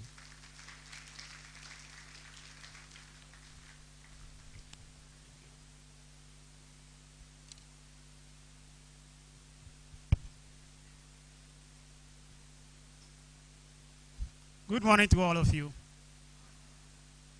You are all welcome to the University of Cape Coast. As mentioned by the coordinator, I'm here to share with you a few basic security tidbits. Let me have your attention. Security state on campus is calm, as a number of security measures have been put in place. Notwithstanding the numerous security measures put in place, you as students, you have a role to play to complement the effort of the security. As we cannot have security persons everywhere, also, security is a shared responsibility, and your lack of interest and or negligence may lead to the commitment of crimes. Thus, to reduce, if not to eliminate crimes on campus, the security would like you to be mindful of the following basic security tidbits. Thus, when you are leaving your rooms for elsewhere or somewhere else, ensure what you carry or take along is not exposed to attract thieves. Don't expose your laptops, your mobile phones, and other items to thieves or people around. Before you board any vehicle, record or memorize the vehicle's registration number. As much as you can, make use of the shuttle buses or commercial vehicles with UCC sticker posted on. Be alert to your surroundings when walking. Avoid texting or WhatsApping. If you suspect you are being followed by a strange person, move to the other side of the road, increase your pace, and call for help if need be. Avoid isolated footpaths and shortcuts. Walk in pairs or in a group, especially at night. Avoid dark areas. Walk along well-lit routes. Be mindful of people who may pretend to be prophets soothsayers, or fortune tellers who may later steal your items. These people may play on your intelligence and tell you what to them had been revealed with regard to your academic work, your family, your future, among others, and request for your laptops and other items to be used as a point of contact for some sort of rituals to be performed to avert the ills and also enhance your fortunes. On receiving any of the items they requested from you, they may ask you to perform an activity. One of them may be for you to walk to a point without looking behind you, whilst reciting some few words that they may give you. These so-called prophets, soothsayers, or fortune tellers will run away with whatever item they receive from you, whilst you are busy doing whatever they asked you to do. Walk away in case you are confronted by such persons. In your halls and hostels, keep your room doors, main and balcony, locked when you want to take a nap, sleep, or read whilst lying in bed. Lock your room doors whenever you are leaving your rooms for any length of time, be it the washroom or your next door neighbor. The thief may be a passerby who will take advantage of your open door and steal your items. Keep your phones, laptops, and other items that are valuable to you away from open windows. The thief may be an opportunist who may try to steal items that are located close to open windows. Do not allow unauthorized persons to come into your rooms.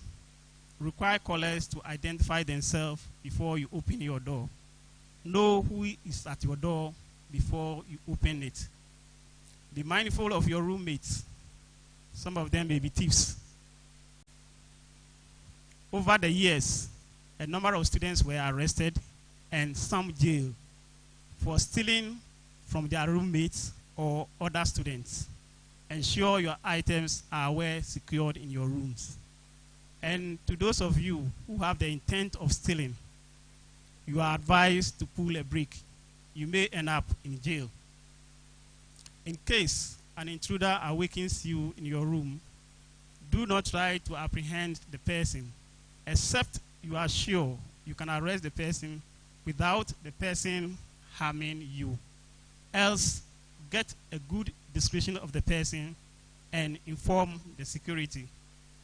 Avoid the services of errand boys and hawkers. They may monitor your movement and steal your items later, or give information to their friends who may steal your items later. Ensure your door is fixed or replaced when defective. Also, ensure your door is fixed or replaced when defective. Also, ensure the lock in your door is changed when faulty or when you cannot find your key. To those of you who came with your vehicles, you are required to park your vehicles at the designated parking lots. Always remove your ignition key and lock the doors of your vehicles when the vehicle is unattended to. When parking at night, choose well-lit areas. And to those of you who came with motorbikes and bicycles, ensure they are well secured when not in use. In summary, what the security is saying is this: all of you must bear in mind that we cannot have security persons everywhere, and that the task of crime prevention rests not only with the security, but with each one of you, and that your lack of interest and or negligence may lead to the commitment of crimes. Also, bear in mind that the criminals are not tagged. They are just like you and I. Be security conscious. Promptly inform the security of any suspicious persons, vehicles, or any other shady activities you may observe, for an unreported crime cannot be resolved. And by not reporting crimes, you may be allowing the criminals to commit additional and perhaps more serious crimes. The security office is located at South Campus on the same premises with the police and the fire service. In case of any challenges, call any of these numbers. Can I have you writing? Because you may need it.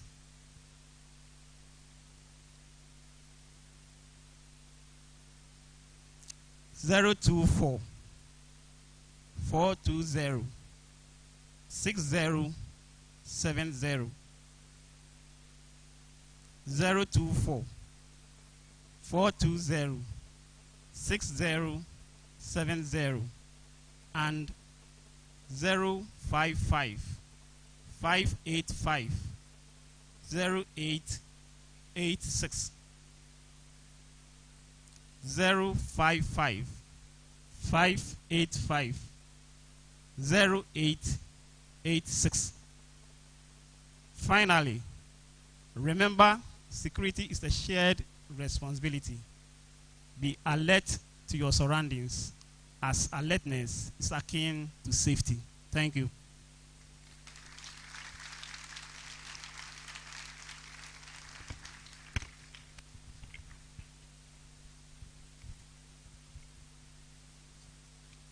So we will invite 2 questions. For the sake of time, we invite 2 questions. So we have number 1. Who is the last one? Okay, I have my last person coming. Hello. Hello. Mr. Notebook.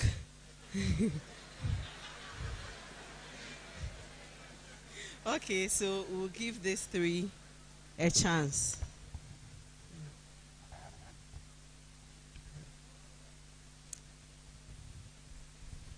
And kindly be informed that we've been joined in with by our provost, College of Humanities and Legal Studies, and also the HOD for Department of Theater Studies. Okay, my question is, when we submit our keys to the administration and a targeted friend of ours happens to take the key, and unfortunately the person happens to take something from our room, how will we be able to know that is this person who is responsible for that case?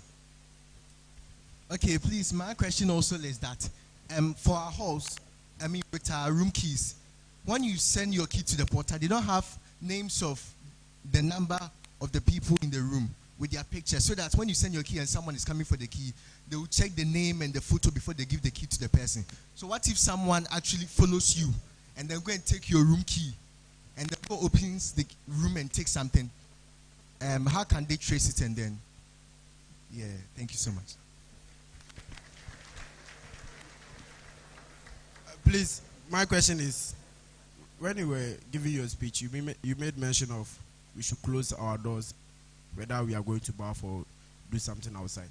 Please, sometimes we do close our doors, but when we come back, we see that maybe the doors have been break. Somebody have break the room or the inside, and has gone inside for some of our things. Please, I'm asking, those things that the person have stolen, will they refine it back, or you go buy another one?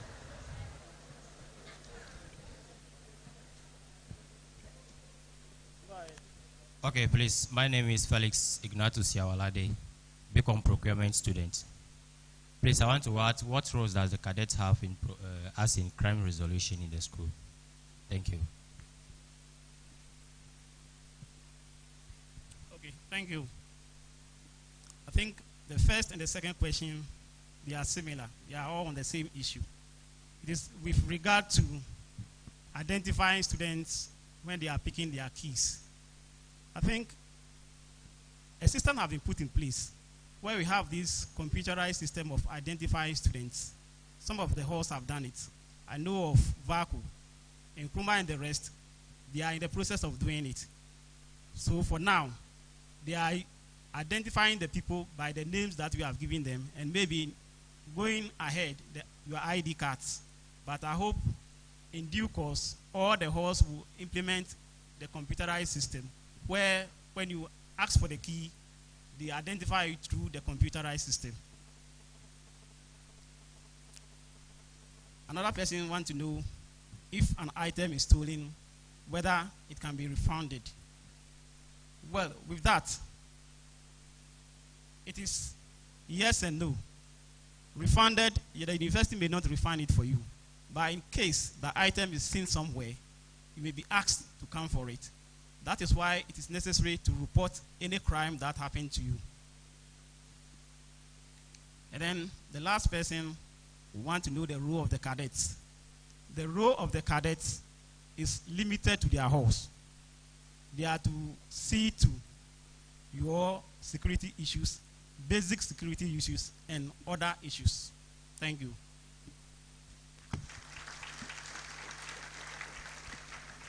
Thank you very much, sir. We are very grateful. Oh, a bigger one for him. And we are going to take our last presentation. That's the last one for the morning session. And we are inviting the team from the sporting sports section, to take us through sporting activities in UCC. Please, let's invite Ms. Rahel Menu Hene to take us through.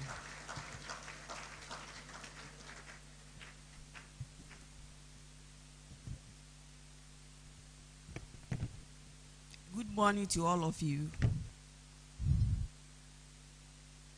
On behalf of the sports section of UCC and on my own behalf, I welcome all of you to UCC. I am Ms. Rahel Menuhina, and I'm here with my colleague Charles Kweku Obimpe. You can call him Coach Obi. Our interaction today is basically on student participation in sports. You all know that staying sedentary is very dangerous, and one is advised to participate in some form of sports or recreation. Participation in sports on campus also provides one with the following incentives. Allowance in form of cash are given to those who represent the university in various competitions. Opportunity to travel outside the country and travel to other campuses or universities. Some of you from UCC campus to the house, that ends it. Through sports, you'll be able to know some of these campuses like UDS and so on and so forth. Let's look at a committee that is formed and tasked by the university to oversee all issues relating to sports and recreation for both staff and students. The current chairman is Professor Daniel Apak of the Hyper Department. The committee is Sports and Recreation Committee. Let's look at the Office of the Sports Coach. The Office of the Sports Coach is in charge of the organization of games for students and staff of the university. It is located at the O side in the gymnasium. So when you go to O side, you look for the primary school. The office is around that place. Then let's look at the contribution that the office gets. The students of the university contribute to the running of sports in the university. The amount collected is used for the following: organization of sports programs in and outside Ghana. Then we have purchasing of sports equipment and development of sports infrastructure. Then we have sports programs too. The university sports program starts immediately the university reopens to begin the semester week. Details of programs that we have for the semesters. It's always displayed in all the notices board. The sport disciplines in which the university partakes in are tennis, table tennis, badminton, soccer, hockey, volleyball, handball, basketball, beach volleyball, goalball, athletics, and netball for women. For goalball is for the blind people. And for the blind people, we have other ones, we call it blind soccer and showdown. So when you come to the sports center, you will see all those people there playing it. It's very interesting. Currently, we have 6 substantive coaching staff in the sports section. Myself, Mr. Charles Kweku Obimpe, Mr. David Twinebu Akoduya, Mr. Jerry Kweku, Mr. Jerry Asan Ekuma, and Miss Jane Bequin. She is now the head of the sports section. Then let's look at the responsibility of these coaches that I've mentioned. We coach all categories of students and staff. That is, those who want to learn, average and skilled ones. Then we also have substantive coaches and honorary coaches that help us when we have major competitions like Gusa Games and so on. Those honorary coaches, we pick them from the senior high school PE teachers there. They come to help us when we have major competitions. Then let's look at the internal competitions. We have inter-hall freshers games and athletics. This one is for you. So I'm pleading with you that you come out in your numbers to participate for your halls. Then we have inter-hall games and athletics, then inter-hall cross-country competition. Then we have external ones, inter-university cross-country, mini Gusa, Gusa games. We have Wayuk, General Wayuk, FASU, and FISU. FASU is University, all University Sports Association. For FASU, it's all the universities in Africa that comes together to participate in that. And then FISU is world. Then we have other external competitions that we take part. Currently, we have second division team for the men. So we are also playing Central Region Division 2 League. Our team is UCC Youngsters, sorry. And any competition sanctioned by National Sports Authority, we go for national games and other ones. Then we have games, Gusa Games. The next edition of the Gusa Games will be held by UCC. That will be December 2024 to January 2025.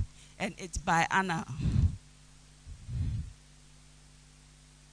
UCC has won these Gusa Games for 5 consecutive times. From 2012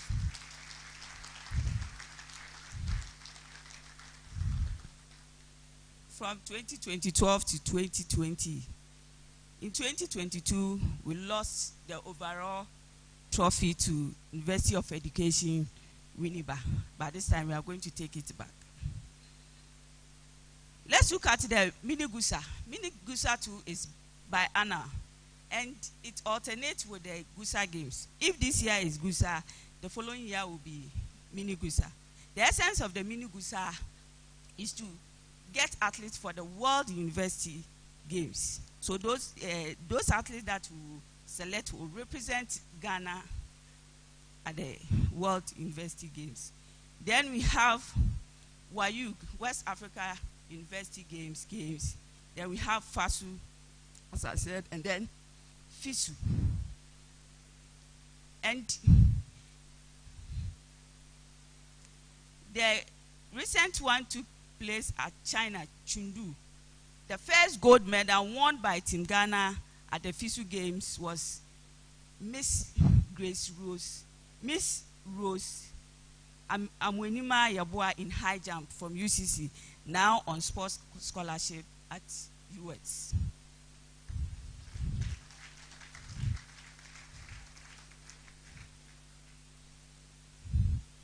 And let's look at sports training days in UCC. Tuesdays afternoon are set aside for student sports. Training starts from 4 p.m. to 6 p.m. Students are advised to respect this period as such. I repeat, students are advised to respect this period as such. So don't go and put lectures and quizzes there. At least you have to exercise twice a week.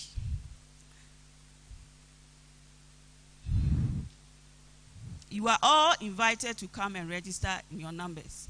Skilled, average sportsmen as well as learners. Coaches are always around to assist you to improve on your skills each time. The slightest effort you put in improving upon your skills makes you a winner in UCC. And the slightest effort you put in UCC team makes you a champion at GUSA. Thank you.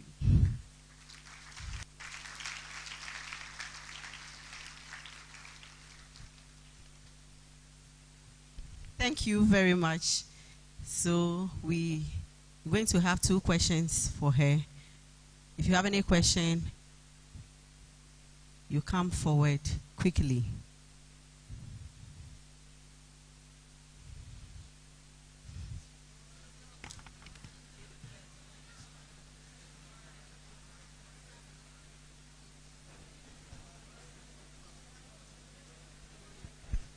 My question is, when you are engaged in these sport activities and you happen to be hit or knocked down by a player and unfortunately you cannot join the academic activities, how is it going to affect you in the next moment? Or are they going to give you an assistance in that?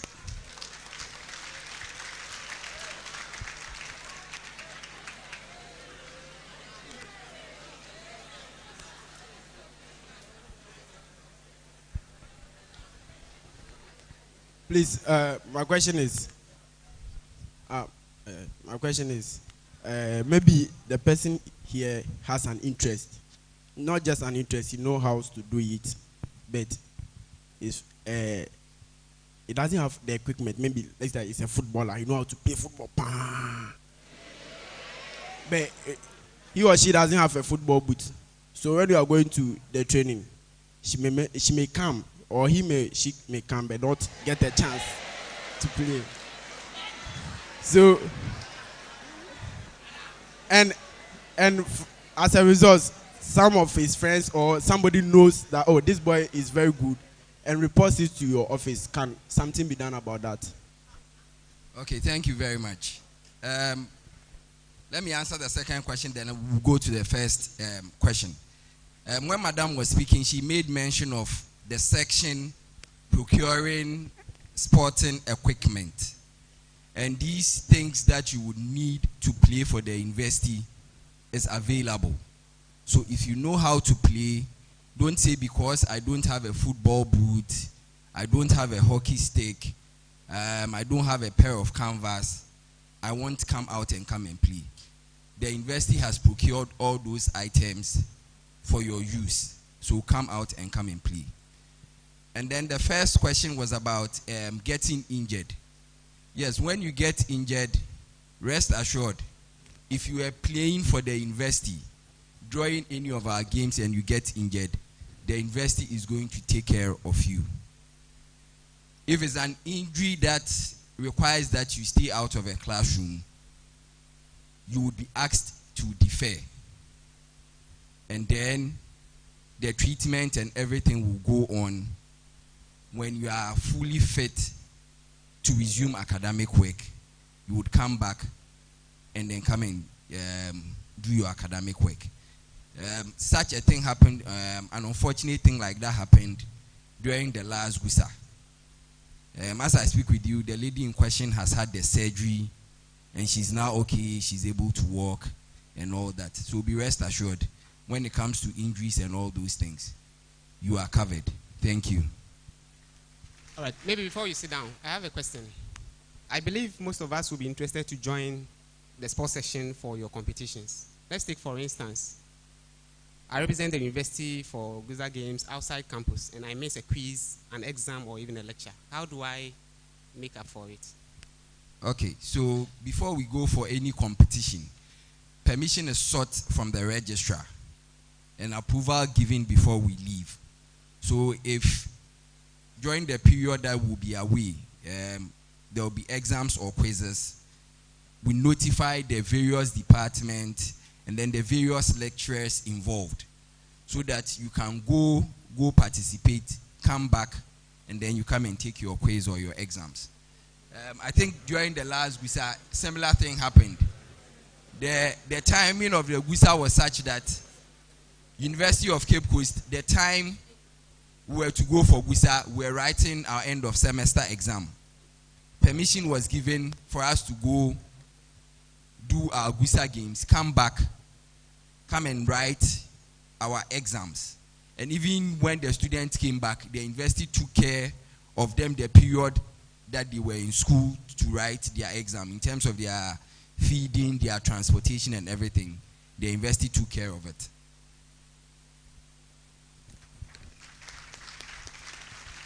A bigger one for them, please.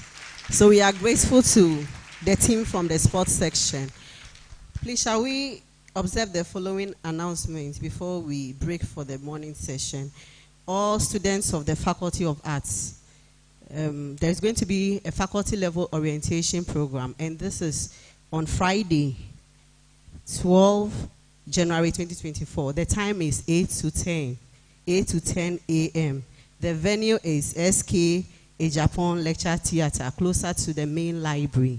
Yesterday, we also announced that the School of Economics will have orientation program as well, and the date is still 12, but theirs is from 10, yes, to 10:01 to 12. Please, is that clear? Is that clear? Okay. So the Faculty of Arts students are also supposed to wait behind after the morning session for a brief announcement. So if you are in the Department of History and Diplomacy, English, French, Chinese, Linguistics and Ghanaian Language, Communication Studies, Classics and Philosophy, Music and Dance, African Studies, Theater and Film Studies, Religion and Human Values, please wait behind before we break for the morning session. Yes, we also entreat all students not to litter the place. So when you are going, please pick your bottles. Don't leave them behind. We can't just leave without listening to a word from our dear provost. So we invite him to share a word with us before we close.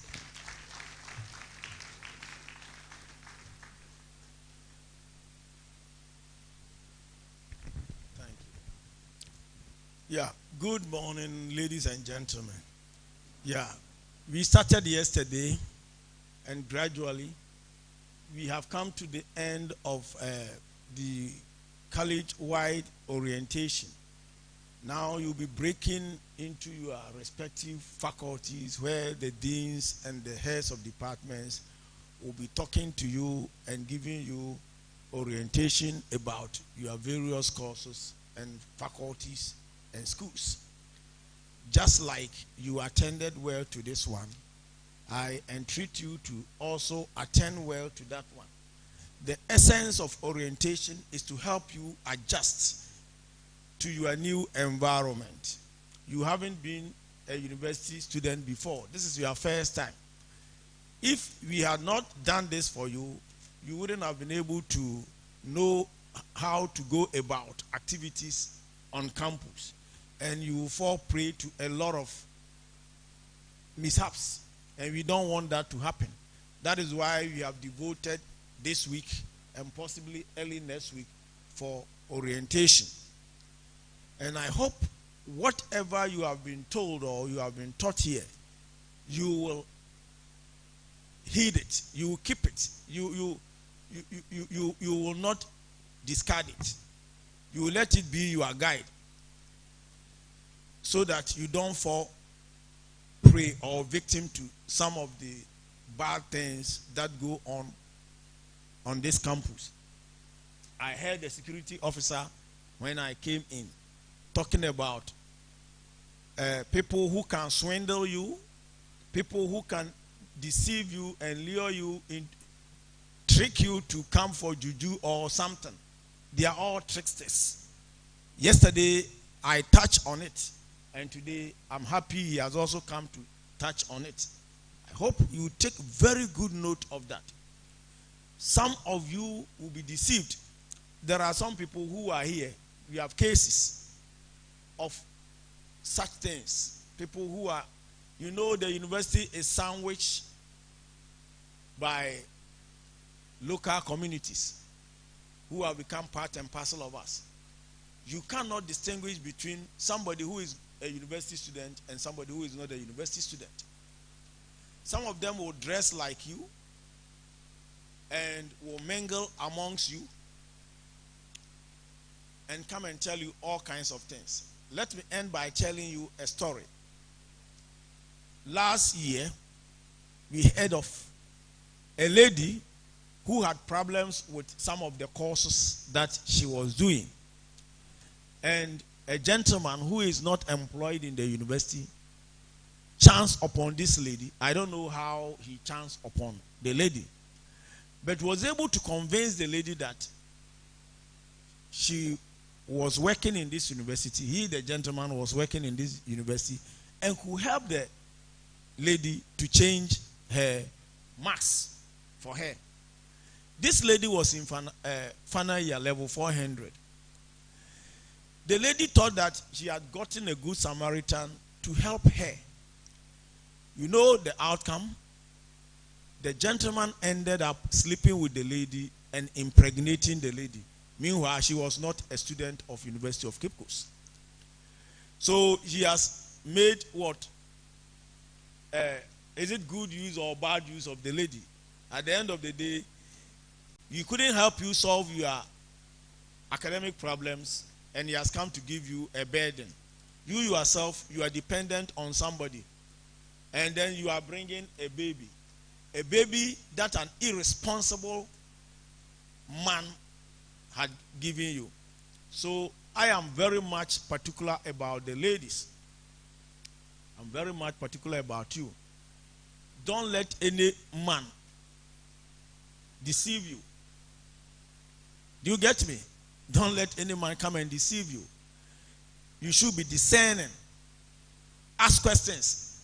If anybody tells you anything, ask him or her so many questions. These days, even me, a whole professor, yesterday after the program, when I went to my office, somebody has sent me a WhatsApp message asking me to answer certain questions. Tell him, he said they are international business people. The number is Canada, is it either Canada or German number? They have a subsidiary in Accra. I should tell them my name, my business,